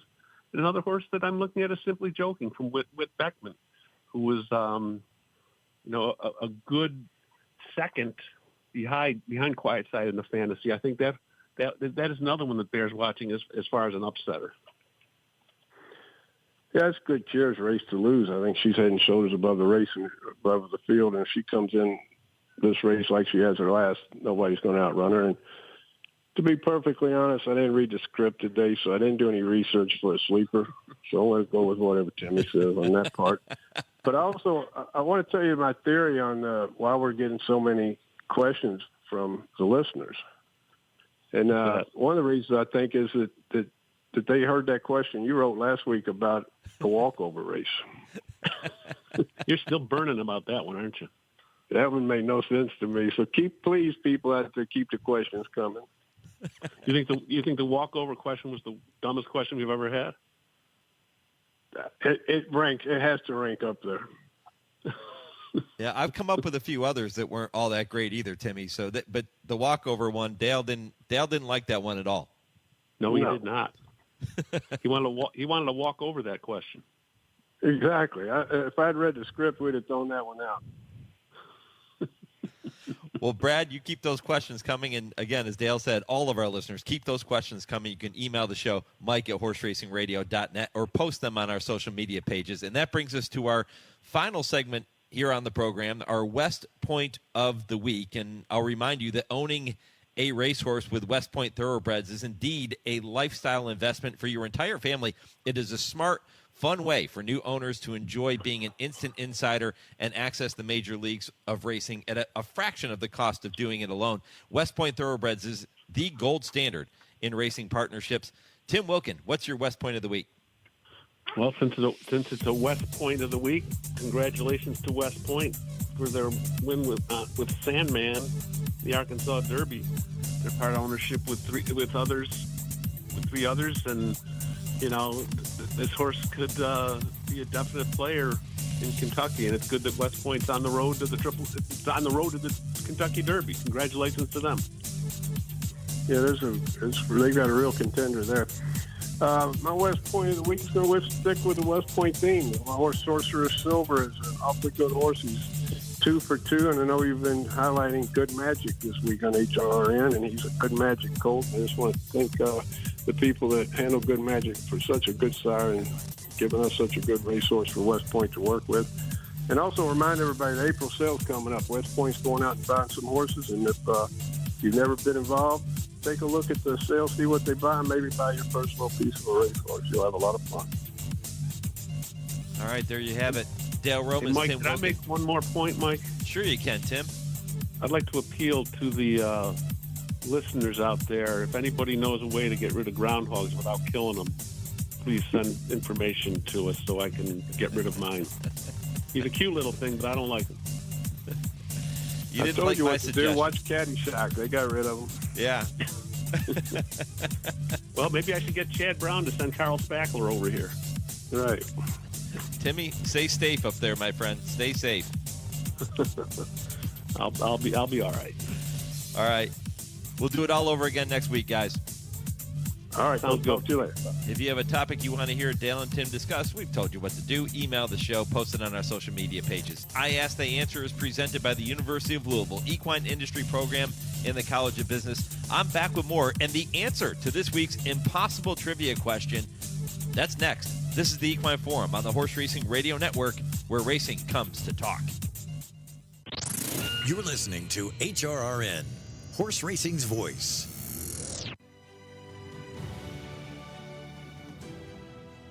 Free health care, hundreds to more than $1,000 per month in disability compensation, and tens of thousands for college tuition. These are just some of the U.S. Department of Veterans Affairs benefits that may be available to veterans. VA is focused on customer service like never before. Choose VA and see why veterans' trust in VA reached an all-time high. Claim the benefits you've earned at choose.va.gov.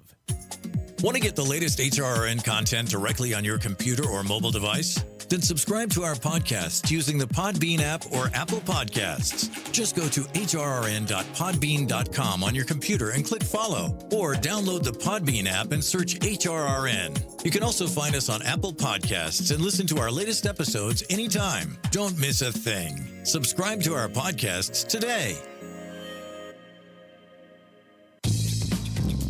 You're listening to the Equine Forum on HRRN, presented by TwinSpires. Well, a reminder that as the last Derby prep races are run, stay up to date on all the Derby happenings with the free Blood Horse Daily app and email. Blood Horse Daily is the most widely read industry newsletter or app, including racing, breeding, and sales news. You can go to bloodhorse.com/daily to sign up for your free account, or look for Blood Horse Daily in the app and Play Store. Yeah, great stuff. Blood Horse does a fantastic job. Busy show, huh? How about that segment with Dale and Tim? And appreciate all of your questions, and keep them coming every single week. We'll work them in. If we don't get them in this week, we'll get to them in the weeks ahead, certainly. Kudos to Keeneland for making that shift. If you're wondering about post times now and how all of this lays out, at least with the Kentucky Derby prep races, later today you have the Wood, which will go at 6:10 Eastern, the Santa Anita Derby, 7:46 Eastern, and then on Tuesday, the Bluegrass set for 5:52 Eastern time. And if you missed any portion of our conversations throughout the program, these 3 hours, spent a lot of time talking about those races, you can head back and check out the podcast on our website and on every podcast platform. But it's time now to join Lee Delapina for the answer to this week's impossible trivia question. Lee?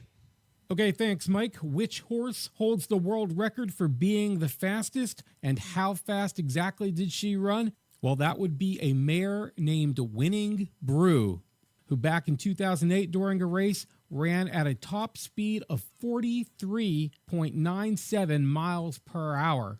If you're wondering how fast Secretariat ran during the Belmont Stakes, he hit a top speed of 37.82 miles per hour. How about that? Did you get both halves of that question? I can see people coming up with the name, but the how fast did she run? Really interesting, and a good hint for you there, too. We'll be back next week with another impossible trivia question here on the Equine Forum. You can challenge yourself every single week here on the show. Had a lot of fun talking with all of our guests here this morning, getting a chance to catch up with owners like Terry Finley and Aron Wellman and Elliott Walden of WinStar, and of course my man Kurt Becker, looking ahead to what's coming up at Keeneland and how this shift affects things. And Dale talked about how it affects the horsemen. I thought some interesting comments there from Dale.